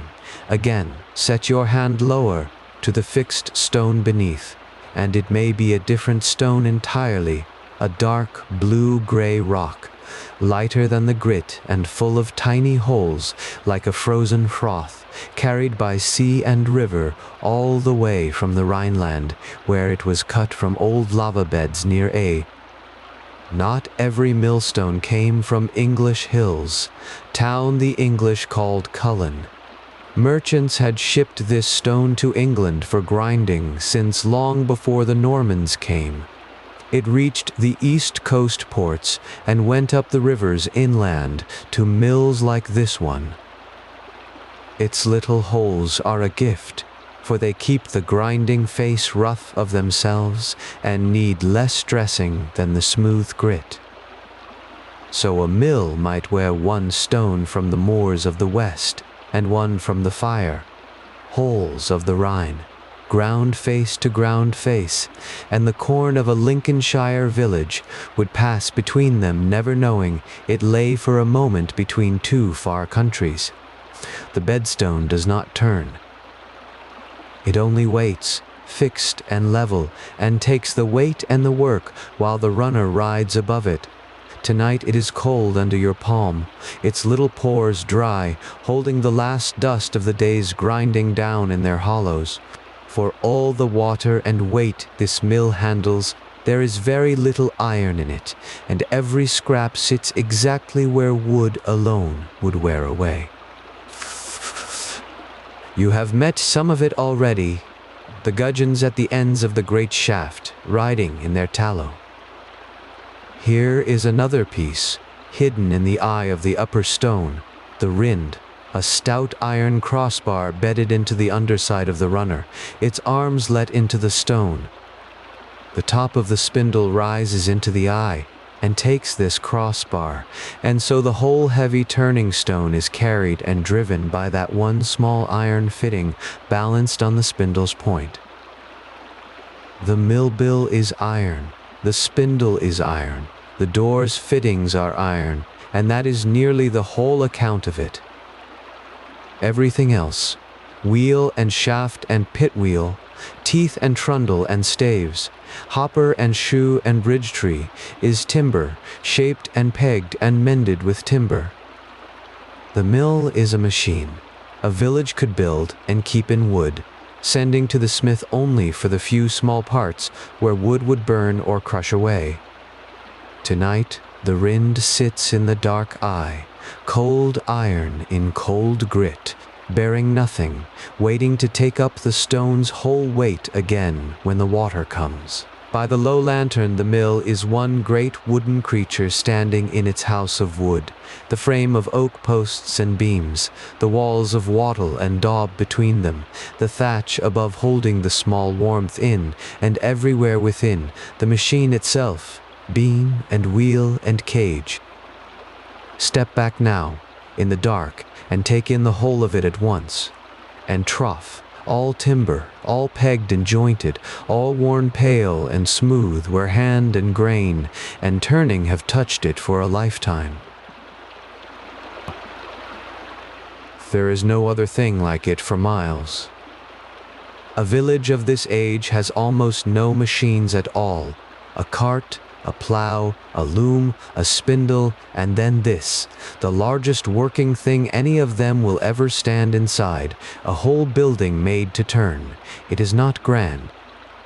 It is patched and dusty, and it smells of meal and wet oak and old grease. But it takes the plain weight of a stream and turns it into bread, night after night, gathering its water, day after day grinding its corn, and it does it almost entirely with shaped wood and the patience of the river. Stand a moment in the middle of it and feel how still it is. This great made thing, there are nights the mill cannot work at all, and this is one of the truths the season teaches it. In a hard winter, when the frost holds for days, the race can freeze, the water in the narrow channel stilling into gray ice, the wheel gripped fast in it, the paddles sheathed and locked. Then no amount of grain in the hopper matters. The water will not come, and the stones cannot turn. The mill keeps the stream's own calendar, and the stream in deep frost simply stops. On such a night, the miller banks his house, fire a little higher, and lets the mill stand, and in the morning he may go out with a pole to break the ice from the wheel and free the paddles before the day's water can move them. The pond behind the dam may skin over too, black ice under the moon, the eel baskets frozen in at the weir. It is a quiet, waiting kind of night, the whole small world of the mill held still by the cold. Nothing is wrong, nothing is broken. The river is only sleeping under its ice as the village sleeps under its thatch, and both will wake and move again when the thaw comes and the water remembers how to run. And there are nights at the other end of the year when the trouble is not too much water held hard, but too little water at all. Come a dry August, when the rains have held off for weeks, the stream shrinks in its bed, and the pond behind the dam sinks low, and there is not head enough to drive the wheel through a full day's grinding. Then the mill works when it can, and rests when it must, gathering what little the night brings down and spending it carefully by day, and the queue of waiting sacks grows long. A miller learns the moods of his own water, the way a shepherd learns his hills, which springs fail first, how many dry days the pond can carry, when to grind hard and when to hold back. The watermill is never the master of its stream. It is only allowed to borrow the fall of it, and in a dry year the stream lends little. The night, Whatever the season, the race runs on in the dark at its own rate, filling the pond by inches, and the wheel waits on the water as it always has, never hurrying it, never able to make more of it than the sky and the hills have sent. Along the wall and up on rough timber staging, kept well off the damp floor, are the sacks, coarse cloth bulging with the meal of the day, each one belonging to a household in the village, each with its own grain ground and its measure of toll already taken from it before ever. The day's grinding does not vanish when the wheel stops. It stands about you in the dark, tied and stacked and waiting. The stones turned. Some hold the pale, finer flour of a better sack of wheat. Most hold the browner maslin meal of ordinary bread, flecked through with bran. They lean against one another like tired men, and the wood beneath them is worn smooth by years of the same weight set down in the same place. Flour does not keep as grain keeps. It goes stale and draws mice, and so it is ground little, and often, and carried home soon. And by tomorrow's evening most of these will be gone on a back or a cart, and their households the poorer of a sack, and the richer of a week's bread. Tonight they only wait, faintly warm still at their hearts, smelling of the stones, while the mill-cat walks the timber above them, keeping the mice from the seams. Go back out to the wheel one more time, to where all of it began, and find it at rest. The hatch is down and the race runs thin past the paddles now, no longer leaning its weight on them, only sliding by underneath, and the great wheel, that turned all day, has coasted slowly to a stop and hangs still in the dark channel. Water gathered in the hollows of the paddles lets go a drop at a time into the race below, an uneven small ticking that is almost the only sound out here. Inside, the timbers of the machine tick too, in their own way, as they cool and settle from the day's long working, a beam easing, a peg shifting a hair in its mortise, the whole wooden creature loosening as a body loosens into sleep.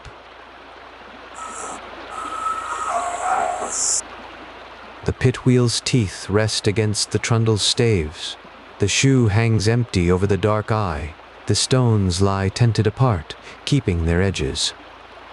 Lay a hand on a wet paddle, and feel it cold and utterly still, and think how in a few short hours the hatch will lift and the water will lean on it once more, and all of this will wake and turn and grind again, exactly as it has. Water leans on the paddle, the wheel turns in the race, the shaft turns on its greased iron ends, the pegs of the pit wheel come round and press the staves of the little cage, the cage turns the spindle knocks the shoe shivers the grain from the hopper. Let the whole of it settle in your mind now, once, slowly, the way you would tell over a thing you know by heart. Down into the eye, the turning throws it out between the stones, the furrows shear it fine and sweep it warm to the rim, and the meal falls soft into the trough, to be swept and bagged and carried home to bread. Water to stone, stone to meal, meal to bread, one long unhurried handing, each part doing its one plain task, and passing the work to the next, and no part hurrying because the river at the head of it all is never in any hurry. You need hold none of it. It held together long before you listened, and will hold together after. Let it turn over once more in the dark, softly, water to stone to meal, and then let even that go quiet. So we come back to where we started, to the water in the dark, and let it be the last thing. The wheel is still. The stones are still. The sacks lean, sleeping along the wall. Only the stream keeps on, as it has all night and will till the light comes, sliding down to the dam, brimming quietly along its top, and slipping over into the race below with a sound so soft and so even that it is less a sound than the shape the quiet takes here. It presses on the paddle no longer, it only passes. Off in the reeds the water moves among the willows, a drop falls from a paddle into the race, the timbers tick once and go quiet. The mill rests the way the village rests, and the miller rests in the house beside it, while the river slides over the dark dam, on and on, in no hurry at all. Let your own listening loosen, and go with the water, down the race, over the worn sill, stones, out under the low willows, and let it draw you slowly with it, cool and easy and unhurried, down into the deep, still middle of the night. The grinding has been over for hours now, and the mill has settled into its night.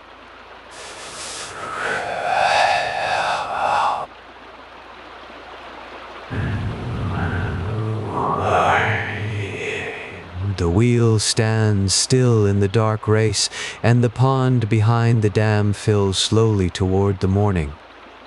There is nothing left to watch turn. But a mill is not only a machine of oak and stone, it is a small and patient economy, and its ledger does not sleep when the wheel does. Every sack that passed through these stones today left a little of itself behind, a measured share set aside before the grain was ever poured. Come back inside with it now, in the near dark, and let the workings of that quiet economy carry you down toward sleep, the toll and the tally, the reeve and the render, the old customs that turned in this room as steadily as the stones themselves. None of it is urgent. It is the sort of thing that has been done the same way for longer than anyone here can remember. And it will be done the same way again tomorrow, and the telling of it asks nothing of you but that you drift by an old custom, older than the oldest man in the village. The corn of this manor was ground at one mill and no other, the Lord's mill, this one, beside the stream. The lawyers had a phrase for it, the suit of mill, and the tenants simply had a habit. When your bin of grain ran low, you did not wonder where to take it. You carried your sack down the lane to the mill, because that was where corn was ground, and had always been. There was no choosing among mills, no carrying it to a cheaper wheel a valley over. The right to grind the manor's corn belonged to the Lord along with the land itself, and the mill stood as one more thread in the web of small obligations that bound a village to its Lord, like the days of work owed at harvest or the hen given at the feast. It was not felt, most days, as a burden. It was simply how bread began, with a walk down to the water and a sack set down inside the door. Not everyone was bound in quite the same way, and it is worth being careful here, in the way the old records are careful. The custom pressed hardest on the customary tenants, the unfree households who held their land in return for labor and dues, and who owed their suit to the mill as one obligation among many. A free tenant might, in some places, have a lighter tie, or none at all. So it was never quite true that every soul in the parish was forbidden to grind elsewhere. The web was finer than that, and its threads ran differently for different households. But for most of the village, the cottagers, the half-yardlanders, the families who worked the Lord's strips alongside their own, the mill was simply where their corn went, by right and by want. In the manor court, when the custom was written down at all, it was written as a thing owed, quietly, the way a rent is owed, not a nightly command, but a standing fact of the place, as fixed as the boundary stones out in the fields. By the year 1300, none of this was new. The mill and its customs had stood for generations, long enough that no one living had watched them begin, and so no one questioned them any more than they questioned the turning of the year. When a child grew up in the village, the suit of mill was simply part of the shape of the world, learned without being taught, that corn was carried to the water, that a share was kept there, that this was how it had always been. There is a temptation, looking back, to hear grievance in it, to imagine the tenants resenting every sack. But most of the time, it was nothing of the kind. It was routine. Wears smooth.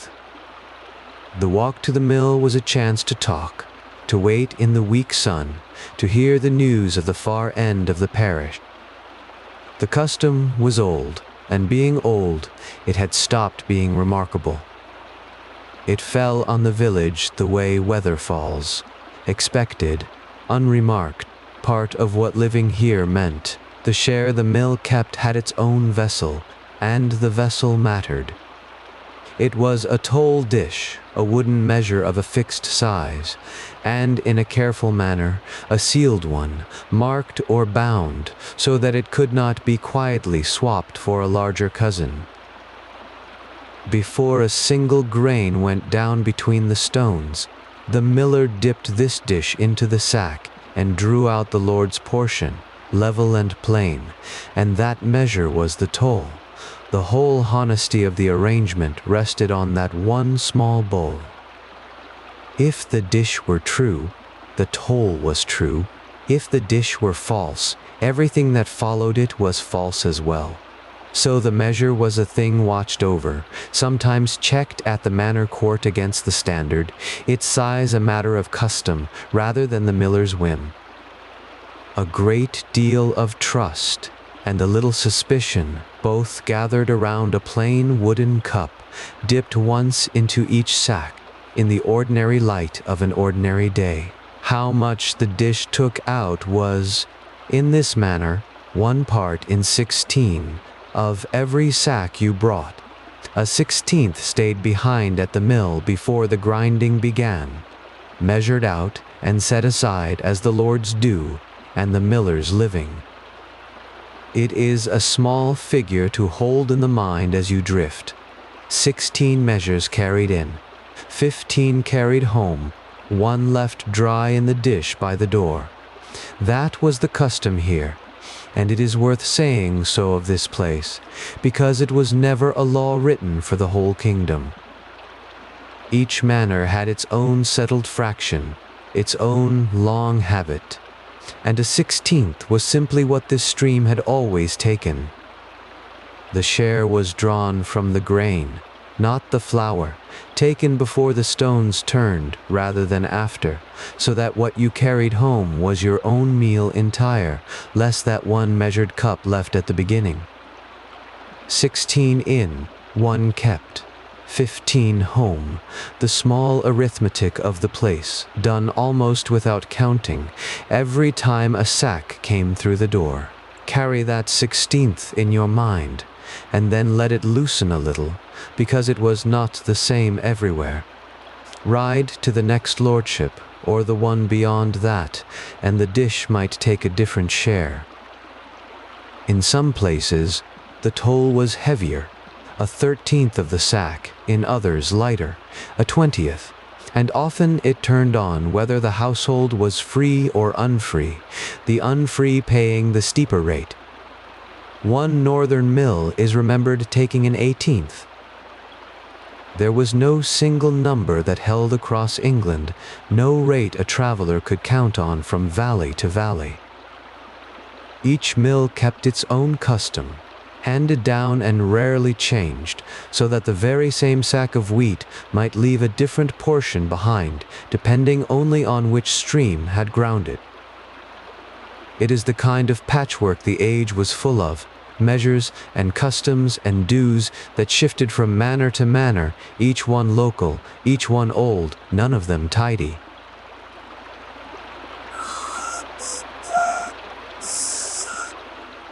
Here, though, under this thatch, it was a 16th, and had been for as long as the oldest sacks could remember.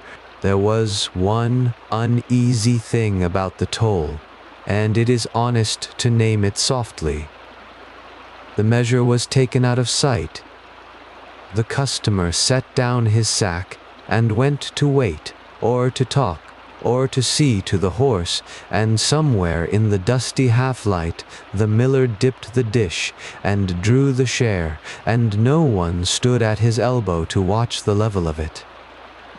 From that small privacy grew the whole long reputation of millers, the mutter that they kept a heavier hand than the custom allowed. The manor courts heard such complaints from time to time, a charge of false measure, a neighbor's word against the millers, and the rolls carry them down to us as dry little entries of suspicion. It was structural, this doubt, built into the shape of the trade rather than into any one man. A miller was simply a man trusted to measure your bread when your back was turned, and being trusted so, he was also watched.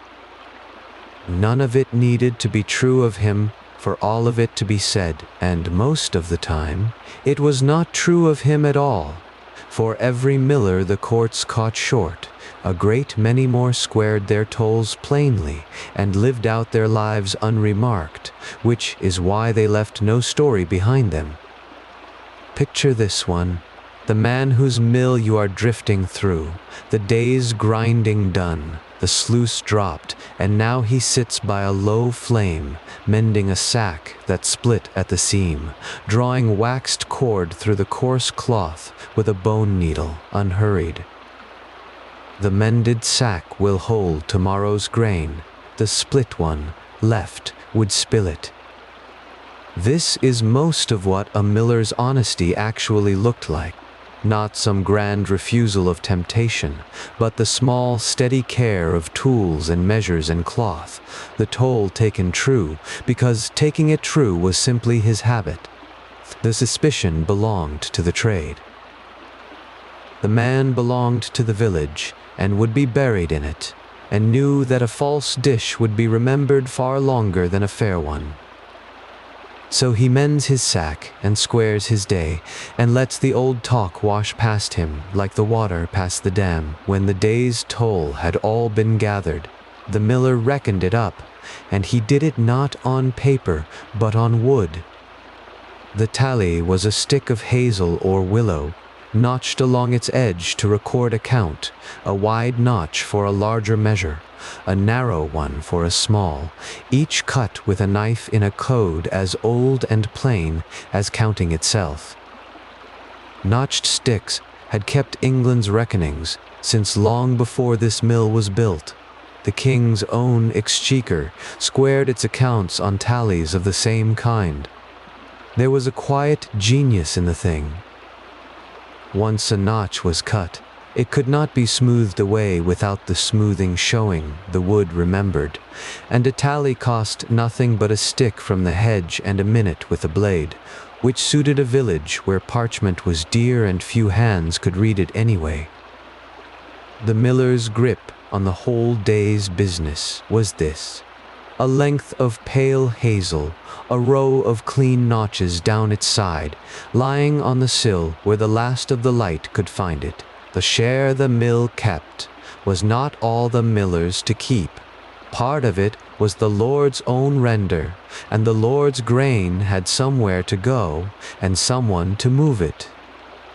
Every so often, when the toll corn had built into a heap worth the trouble, the reeve came down to the mill with an empty sack and filled it, and carried the Lord's portion up the lane to the great barn where the manor's grain was gathered against the winter. If you saw him at all, it was at dusk, a bent figure with a sack across his shoulders, climbing the slope up from the water, the way grain has been carried in every age and country. Nothing about it was hurried or hidden. The corn had been ground, a measure had been kept. Now that measure walked up the hill to be stored. one more small motion in the long, slow turning of the manor's year.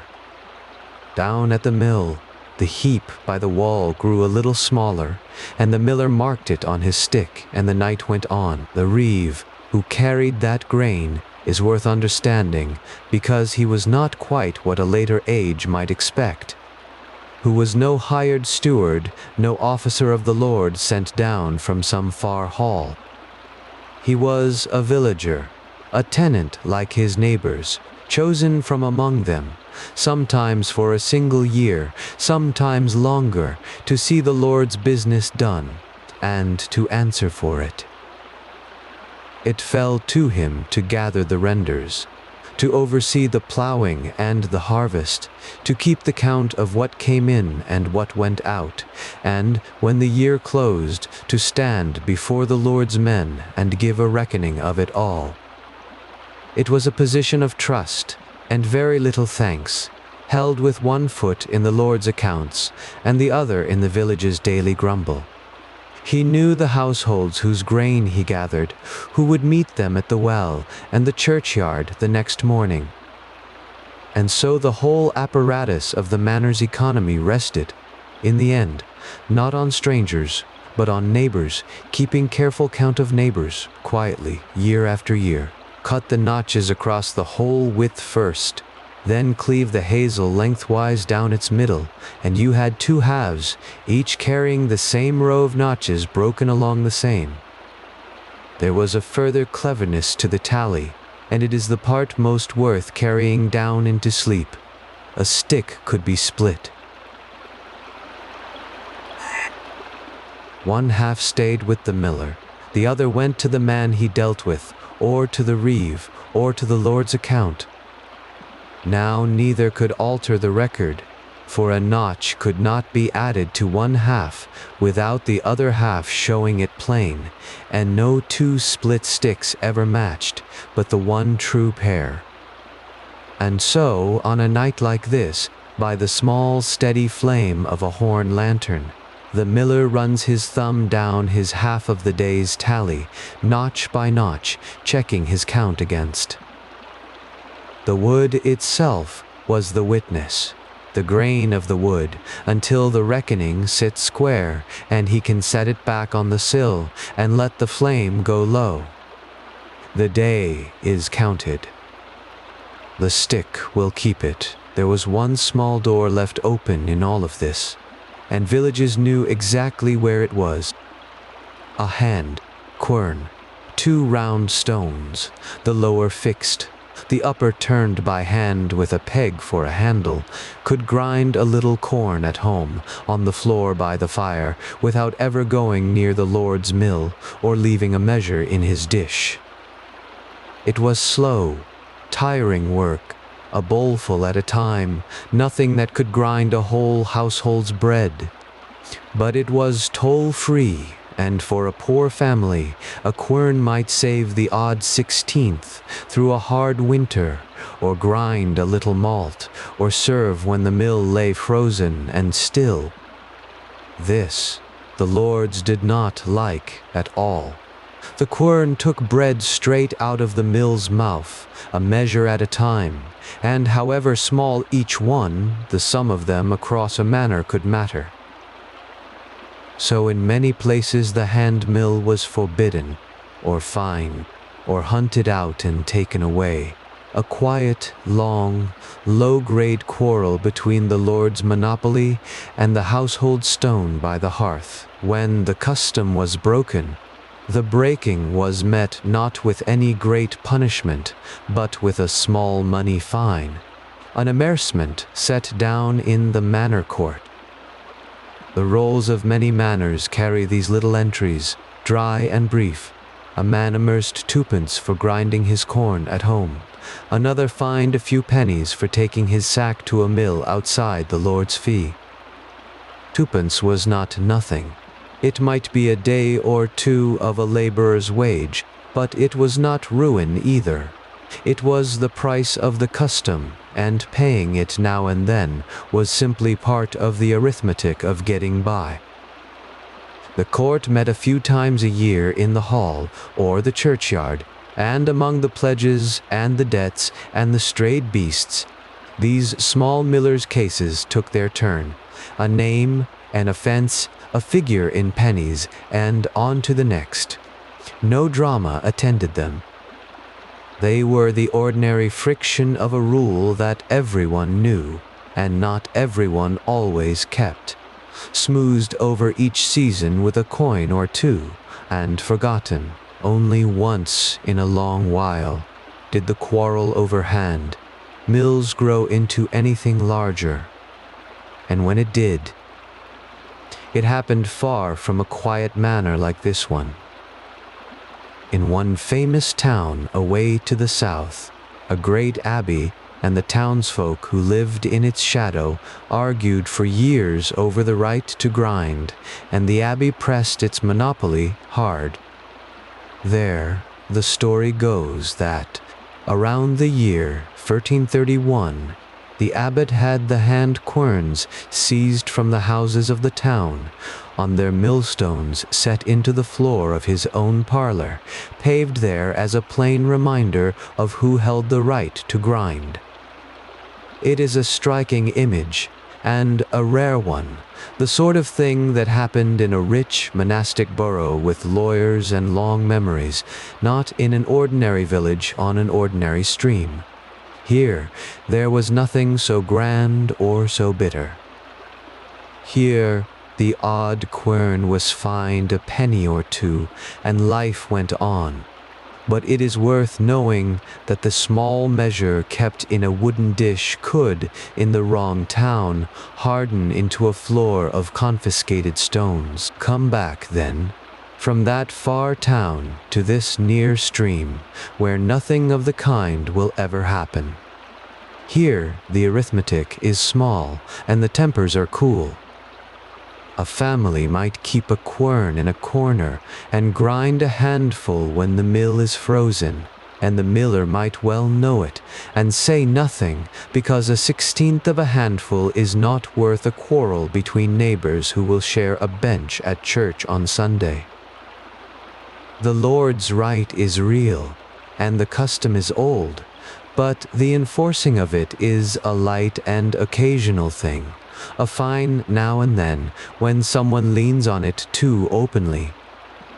Mostly, the corn comes to the mill, because the mill is where corn is ground, and the toll is kept because the toll has always been kept, and the querns turn quietly at home for the odd small need, without anyone minding much. That is how most of medieval England actually worked its customs.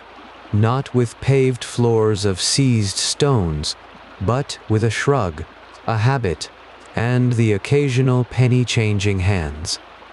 The mill itself owed a rent, the same as any tenant, and understanding that turns the whole picture around.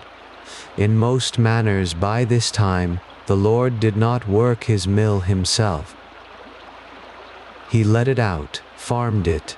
The word was, to a man who paid a fixed sum each year for the right to run it and to keep the tolls.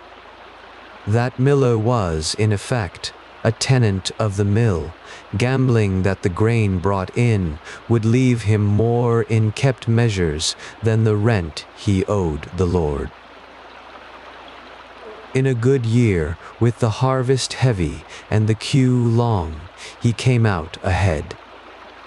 In a lean one he still owed the same rent, and the difference came out of his own store, and the lease bound him to more than money. The parchment, or the custom behind it, usually spelled out who paid when things broke, a new stone when the old one cracked, timber when the wheel failed, labor when the dam was breached in a flood. A cracked millstone was a costly thing, and knowing whose purse would cover it was a real and quiet worry to the man who slept beside the wheel. For the Lord, a mill was a fine thing to own. The right to grind a whole village's corn, sack after sack, year after year, made the mill one of the most valuable single things on the manor, often worth more than any field, because unlike a field it earned in every season and needed no its yearly farm, the rent the miller paid, was reckoned in shillings, a good few shillings a year, a steady flow of silver that came in whether the Lord was at home or away, whether he thought about the mill at all or never once. No clean figure survives to tell exactly what this stream by this thatch was worth. The accounts that would have said are long lost. But across England the pattern is plain enough. A mill was capital, a working thing of oak and stone that turned water into bread and bread into rent, one of the few such machines a village possessed.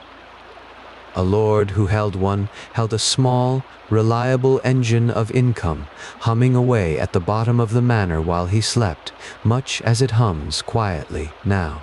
All of this, the tolls, the render, the rent, the fines, came together once a year, and the year turned on a single day, Michaelmas, the feast of Saint Michael, at the end of September. Michaelmas was the hinge of the whole farming year in England.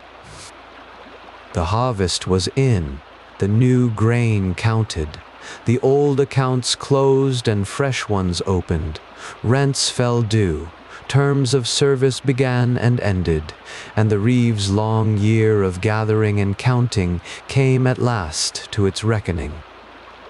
On or about that day, or in the quiet weeks after it, the manor's business was set down and squared. What the mill had rendered, what the reeve had gathered, what each tenant owed and had paid, all of it was drawn together onto the long rolls of parchment that were the manor's memory, written out in a clerk's careful hand by the plain light of day. The wheel had turned all year, now the year itself was reckoned up, and the counting of it was as much a part of the mill's life as the grinding. And there was a checking of the reckoning, for no account was taken merely on the reeve's word. Once a year, the Lord's auditors, men who did this for a living, moving from manor to manor, sat down with the rolls and went through them, item by item, reading the numbers back against the tallies and the renders, and asking after anything that did not sit right. The reeve stood and answered. Where his count and their count agreed, the line was passed. Where a sum came up short, he might have to make it good from his own purse, which was one of the thankless edges of the office. It was a dry and patient business, conducted in a small room over parchment sealed with wax, closer to arithmetic than to anything you could call an event. There was no menace in it, only method, the slow annual habit of a system that trusted neighbors to keep the count, but checked the count all the same. The mill's whole year came down, in the end, to a few lines on a roll, agreed to and rolled away. Beyond the mill and the manor, one more rule shaped the corn that passed through these stones, and it reached all the way to the loaf on the table. It was called the assize of bread, an old regulation, settled in its form generations back, that fixed the price of a loaf but let its weight move. The idea was simple and clever. Rather than let the price of bread rise and fall with every harvest, the law held the penny loaf at a penny, but tied its weight to the price of grain.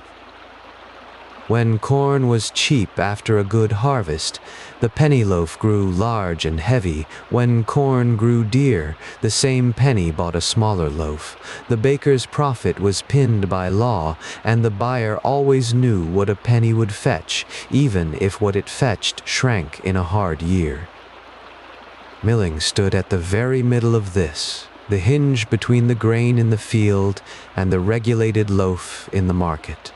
The corn that left this mill as meal would leave the oven as bread of a weight the law itself had set. It is worth, before the counting settles into sleep, holding for a moment the measures the corn itself was counted in, for they too were custom-made solid. Grain was reckoned by the bushel, a measure of 8 gallons, a bushel of wheat weighing something over 60 pounds, heavier than the bushel a later age would settle on. 8 bushels made a quarter, and the quarter was the great unit of the accounts, the figure in which a barn's worth of corn or a mill's year of render was set down. Smaller amounts went by the peck, a quarter of a bushel, and by the strike, a measure struck level with a stick rather than heaped, its exact size varying, as everything did, from place to place. These were the words the reeve wrote, and the auditor read, so many quarters in, so many bushels out, the whole slow river of the manor's grain caught and held in a handful of old measures. A sack, a dish, a bushel, a quarter, the corn was never merely poured, it was always, at every step of the way, measured. And now the counting is done for the night. The tally lies on the sill with its notches squared. The toll corn waits in its heap by the wall for the reeve. The sacks are mended and set on their timber, up off the damp floor. Every measure the day required has been taken and set down, and nothing is left that needs a waking mind. Outside, the water goes on doing the one thing that asks no reckoning at all, sliding over the dam in the dark, filling the pond behind it a little deeper toward the morning, keeping no account and owing none. The mill's small economy has closed its ledger and let the flame burn low. There is a 16th resting in the dish, a notch cut in the hazel, a line waiting for the roll come Michaelmas, and there is the stream, older than all of it, carrying the night quietly downstream. Let the numbers rest where they lie. The stream keeps no ledger and asks no toll. It only carries the dark on and away, the way it always has, while the pond fills and the mill sleeps beside it. Nothing here needs you to count along. Come back now to the grain itself, the reason for all of it, the wheel, the race, the great turning stones. Set out along the inner wall of the mill are the sacks that came in through the day, some still full, some slack and half emptied, their coarse necks tied with twists of cord. Lean close in the near dark, and you can tell one from another almost by the sound the grain makes when you shift the sack, the dry slither of wheat, the harder rattle of barley, the light dusty whisper of oats. This is not one crop but several, each with its own ground and its own use, each bound for a different loaf or pot or trough. The village grew them in strips laid side by side, and carried them here by the sackful when the meal chest at home ran low. Nothing here is hurried. The grain has waited months in the barn already, dry and whole in the sheaf and the bin, and it can wait a night more. Tonight we simply go through them, grain by grain, the way a miller comes to know them, by weight in the hand, by color, by the meal each one gives when the stones have passed over it. Take the wheat first, for it stands above the rest. In the hand its grains are plump and pale gold, each with a soft crease down one side, and it grows best on the good, well-worked land the Lord keeps for himself. Of all the grains it gives the whitest, finest flour, and so it is the grain of prestige, the loaf on the high table, the bread that says a household has land enough and labor enough to spare the best ground for the most demanding crop. Wheat is fussy. It wants richer soil than rye or oats. It suffers in a wet, cold year, and a poor harvest of it is felt keenly. When it comes to the stones, it grinds sweet and clean, and the meal that falls from the spout is the palest of any grain in the mill. Much of it will be carried to the manor, there to be sifted finer still. A villager grows a little where the ground allows, and eats wheaten bread on the great feast days, but for most households, the pure white loaf is a thing seen more often than tasted. The Lord's grain, ground on the Lord's stones, rye is the hardy one, the grain of poorer and colder ground.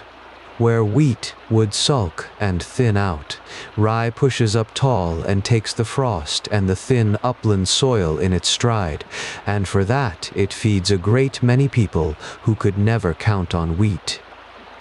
Its grain is smaller and grayer, its flour darker, and the bread it makes is dense and close and faintly sour, keeping well for days in the chest.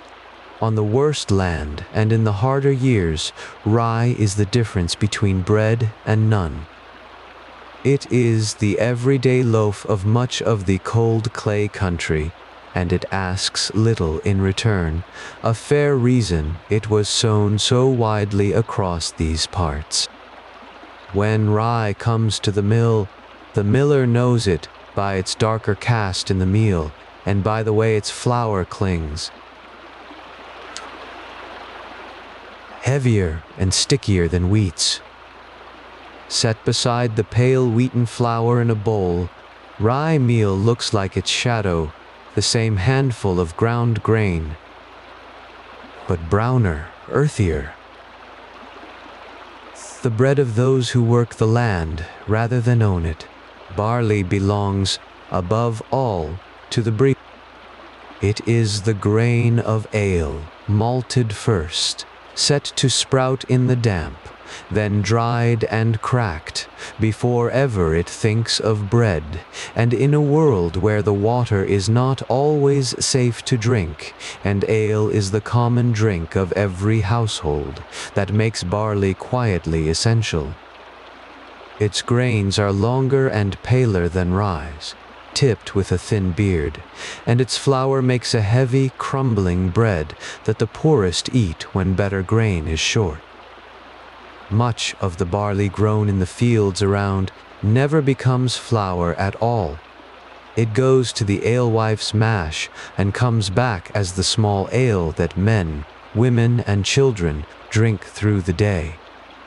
Some mills take the brewhouse's malt as well as the bread corn, for malt needs only crushing rather than fine grinding, and the stones can be set a shade wider for it. Whether this mill grinds malt or leaves it to the mortar and the alewife's own hand, the barley is here all the same, the drink of the village standing in sacks beside the bread of the village, both waiting on the same patient stones. Oats keep the humblest company of the four and the most patient.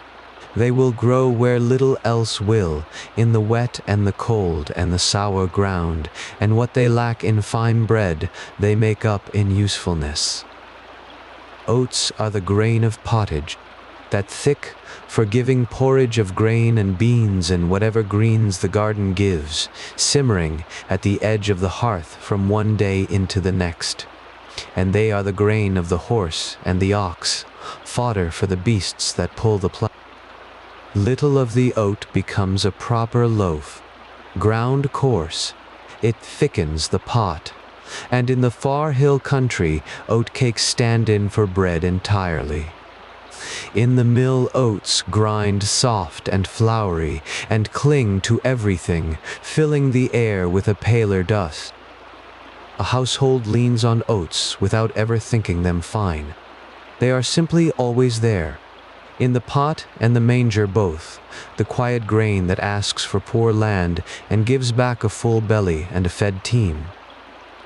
Of all the grains, they travel the shortest road from field to stomach, some barely troubling the stones at all. Then there are the mixtures, and the first of them is muslin, Wheat and rye sown together in the same field, reaped together and ground together into one.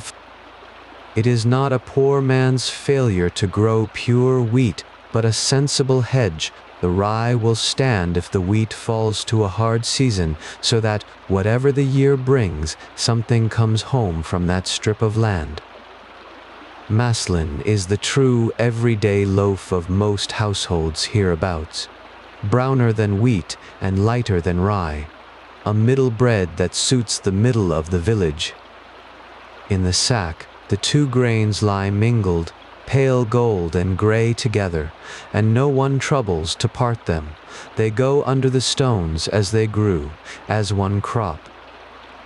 The bread it gives is honest and plain, and keeps a few days in the chest, and it is what sits on most tables at most meals. Not the Lord's white loaf, not the beggar's coarse rye, but the ordinary bread of ordinary years. Catch a handful of Maslin meal from the spout, and you can still see the two grains in it, the paler flecked through the darker. The whole village's compromise ground fine. The second mixture is dredged. Barley and oats grown side by side and ground as one, and it lives mostly at the edge of the household, half in the kitchen and half in the yard. Some of it is malted for a rougher ale, much of it goes straight to the beast. Trough, feed for the pigs and the plow team, through the working months. It is not a grain anyone boasts of. Dredge is the practical mixture, sown because barley and oats suit the same middling ground, and it is easier to grow them together than apart.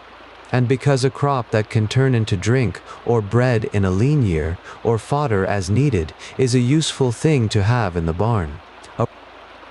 When it comes to the mill, it is often for the animals as much as the table, ground coarse and quick. The trough by the byre door waits for it, and the household reckons it no shame that the same stones grind the family's bread 1 hour and the pig's meal the next. Grain is grain. The mill serves the whole farmyard, the people and the beasts alike, each fed from the strips the village turned in spring. Grinding alone does not make white bread. The stones crush grain and bran and germ all together into a brown wholemeal, and to make the fine pale flour of the high table that meal must be bolted, shaken through a cloth of loose woven wool or linen so the fine flour falls. Now comes the sieve, and with it a line drawn quietly through the whole village. Through and the coarse bran stays behind. The finer the weave and the more times the flour is passed through it, the whiter and softer the loaf. So the Lord's bread is sifted flour, pale and smooth, the bran combed out of it and given to the beasts, or the poorest. And the villager's bread, most often, is the whole of the meal just as it comes from the stones, brown and flecked through with bran, nothing thrown away because nothing can be spared. The same grain, the same stones, but on one side of the bolting cloth lies the manor's white loaf, and on the other the household's darker one. The sieve is a small thing of wood and cloth, and yet the whole order of the table hangs on how many times the flour has passed through it. Push the sifting further, and you climb the ladder of loaves. Below that come the coarser breads, each with less bolting, and more of the whole grain left in, down and down, until you reach horse bread at the very bottom, a heavy loaf of mixed grain and brown and ground beans and peas, baked hard, meant first of all for the horses, and eaten. Flour bolted twice or 3 times through the finest cloth makes the whitest, most delicate bread, the pandemain and wastel of a great household, so pale it was thought fit for the Lord's own board and for the sick and the honored guest. By the poorest people in the hardest years, when any bread was better than none. Between the two ends lies every household's ordinary loaf, browner or paler by how the year had gone and what the family could spare. No one wrote these ranks down as law, yet everyone knew them by taste and by sight, from the near white loaf at the top to the dark trencher bread you could set your meat upon and eat last, sodden with the meal's own juices. All of it began here, as the same grain fell between the same two stones. There is a reason the barn is full of grain and not of flour. Whole grain, dry in its husk, will keep for months and more, through a winter, from one harvest almost to the next, sealed and patient in the sheaf and the bin. Flour will not.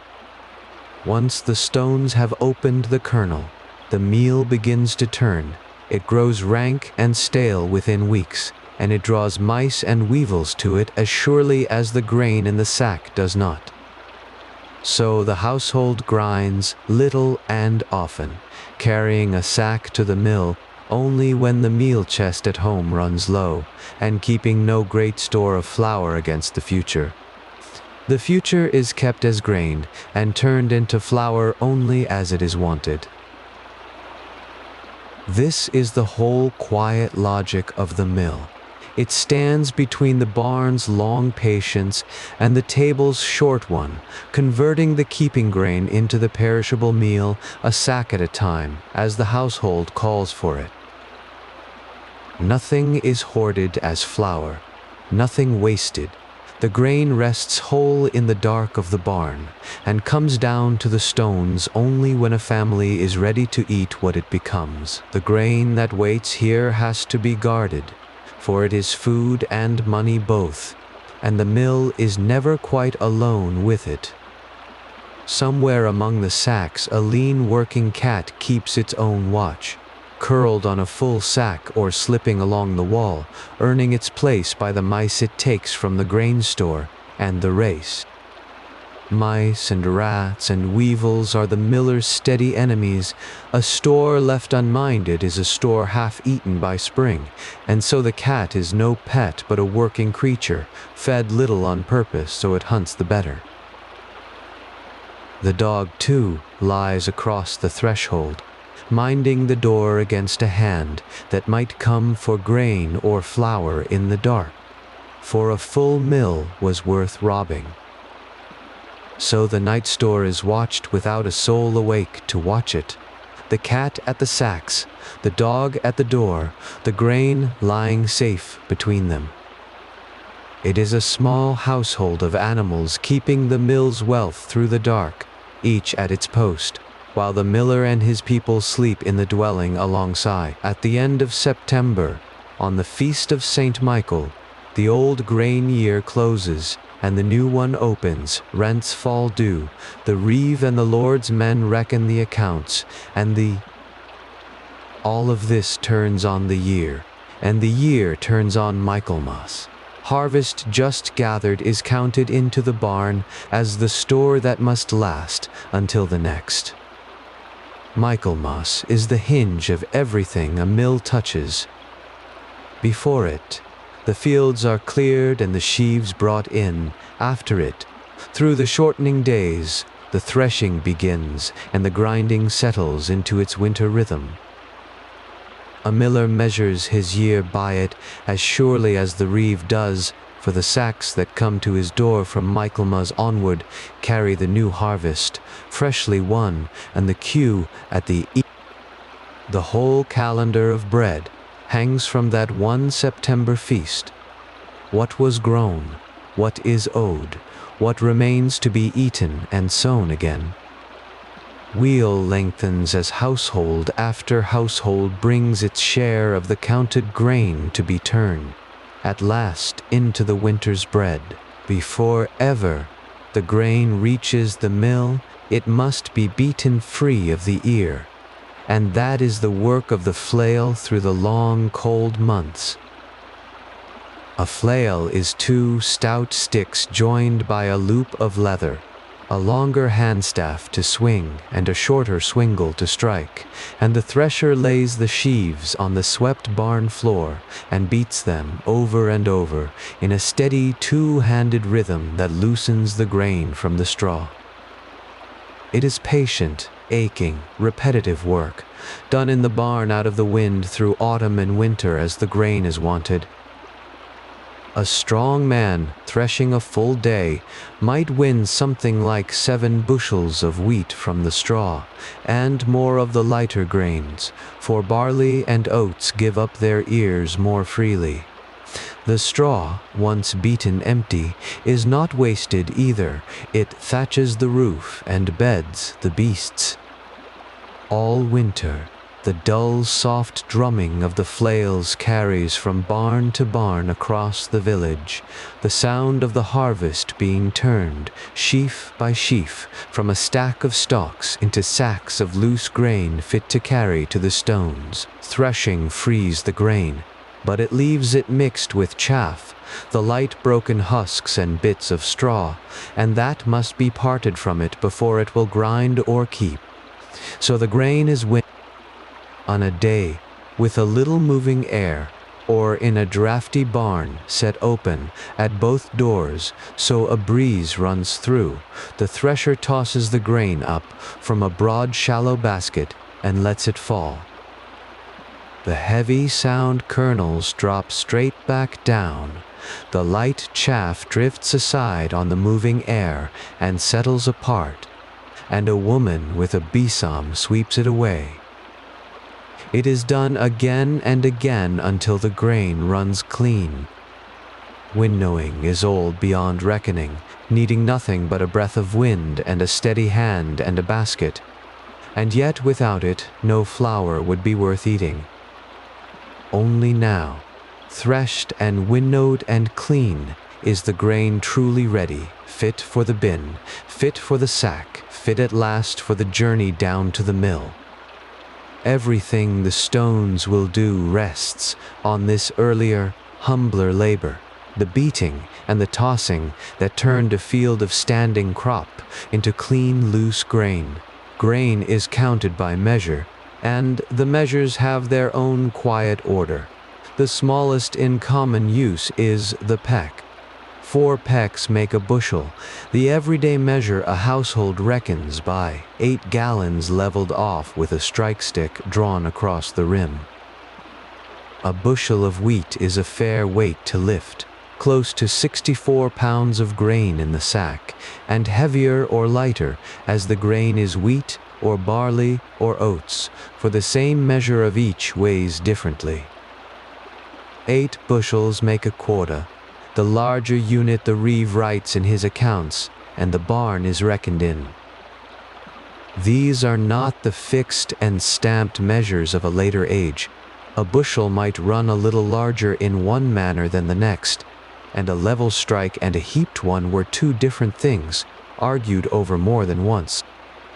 But within a village, everyone knew the local measure, and the toll dish and the tally were kept honest against it.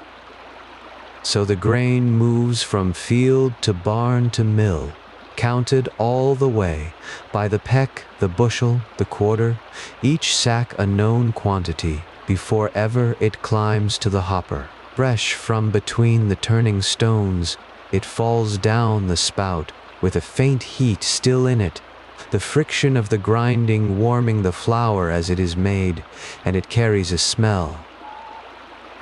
When at last the stones do their work over clean grain, the meal comes off them warm. That anyone who has stood by a working mill knows, soft, faintly nutty, wheaty and sweet, the smell of grain newly opened. Whole meal off the stones shows flecks of dark bran. Through the pail, the Lord's flour, sifted after, is smoother and paler still. Rye meal smells earthier, oats softer and dustier, each grain giving its own scent to the warm air. But in the moment it leaves the spout, it is at its best, warm, fragrant, alive with the smell of the field, and it is this, more than any account or measure, that the grinding. This warmth does not last. Within a day or two the meal cools and settles and begins its slow turning towards staleness, which is why it is ground so near to when it is eaten. Is truly for he does not measure the fineness of his meal by any rule or number.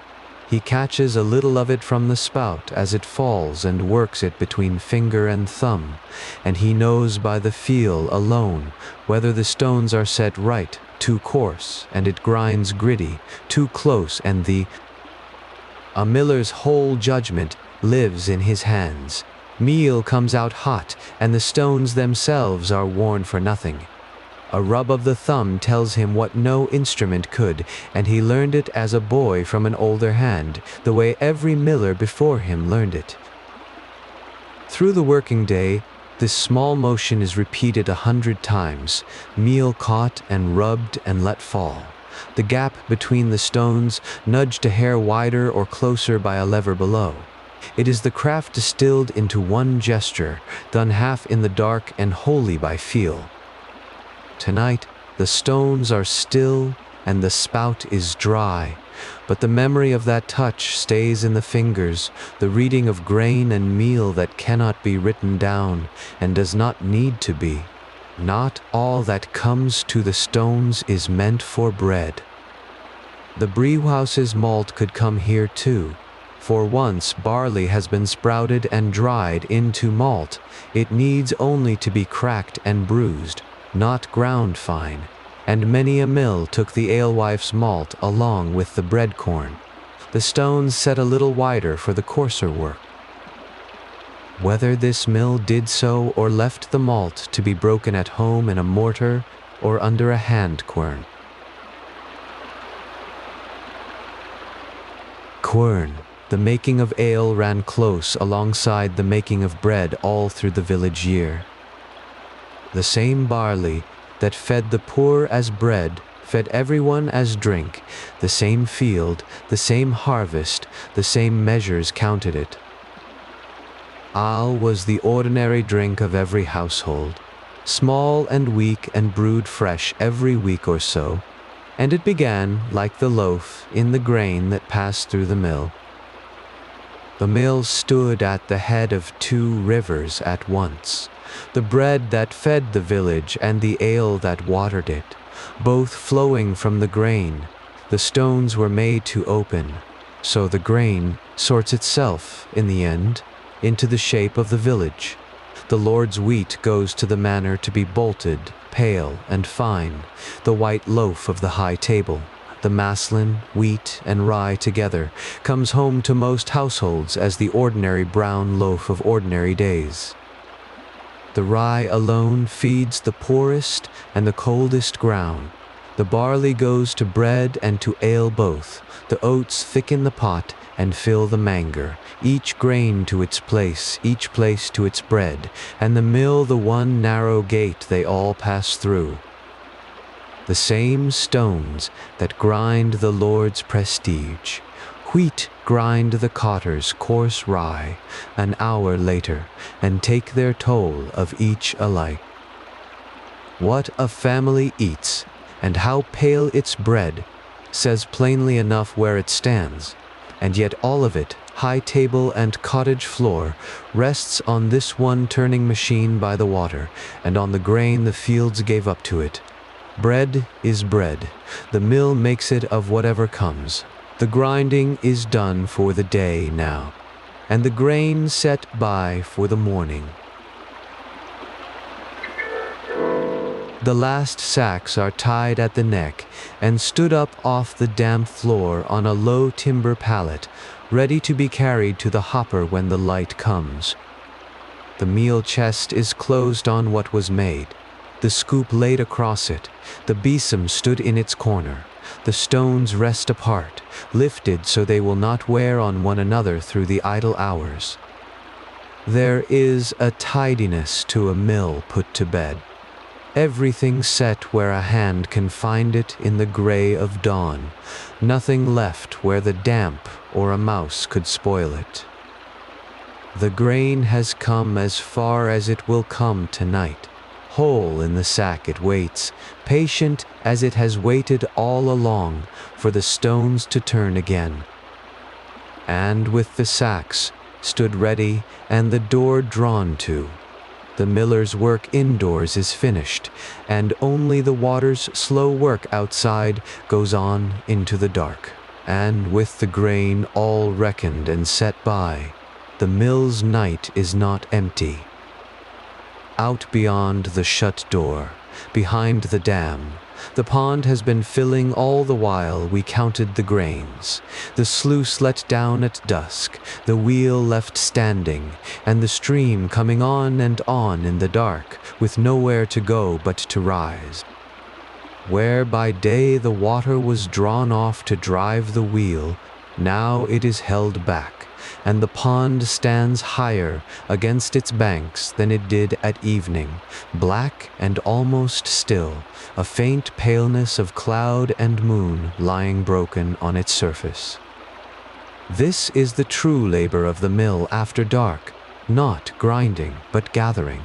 While the grain waits dry in its sacks and the household sleeps, the water quietly hoards itself behind the dam, saving up the weight and the fall that the morning's first sack will ask of it.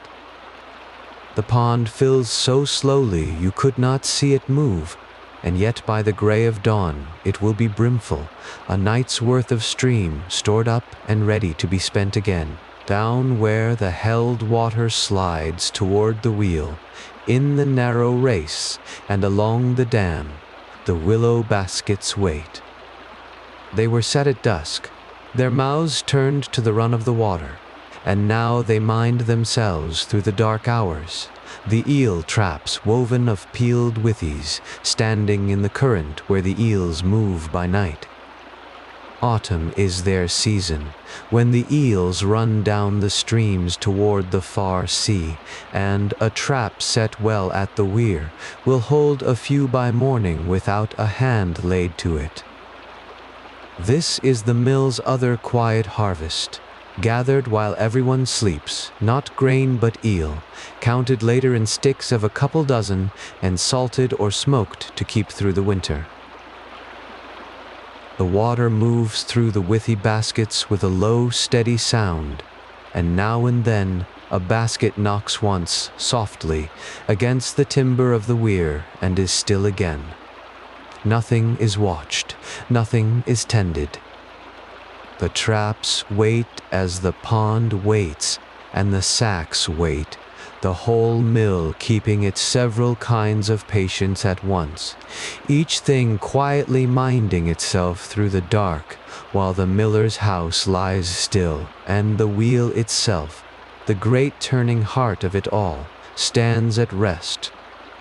The sluice above it is shut, the water no longer thrown against its blades, and it hangs motionless in the dark of the race, with only a slow dripping falling from its lowest paddles into the tailwater below, a soft, uneven ticking of drops that is almost the only sound within.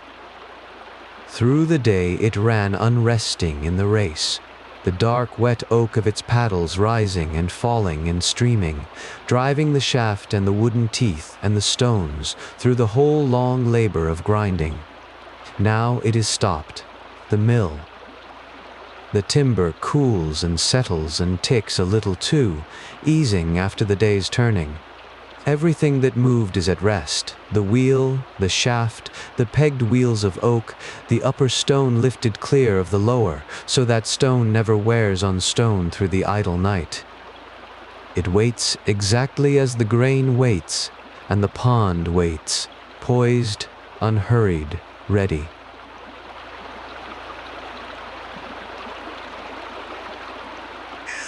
Come the first gray light, the sluice will be lifted.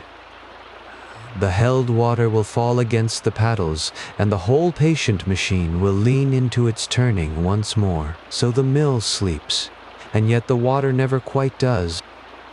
High against the dam, The risen pond brims and spills over the lip in a thin, unbroken sheet, sliding down the far side and slipping away downstream into the dark. The surplus the night cannot hold running quietly off toward the low country.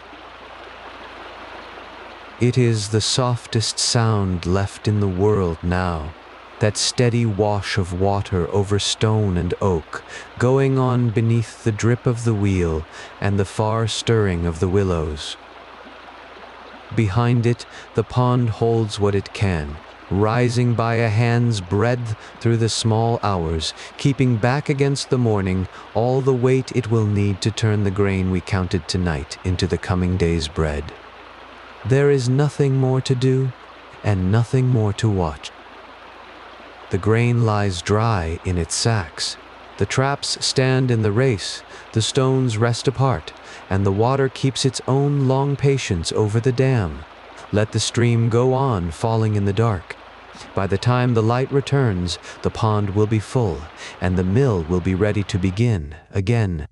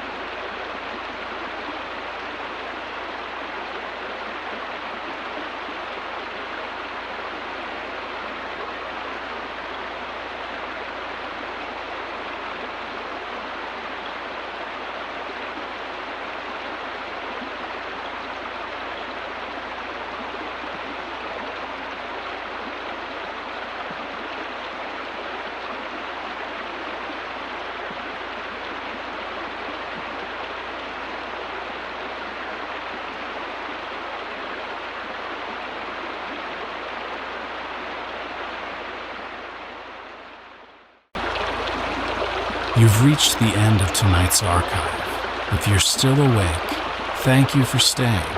And if you drifted off somewhere in the dark, then it did its work. Rest now. The next chapter will be here when you are. Sleep well. This has been Archive Whispers.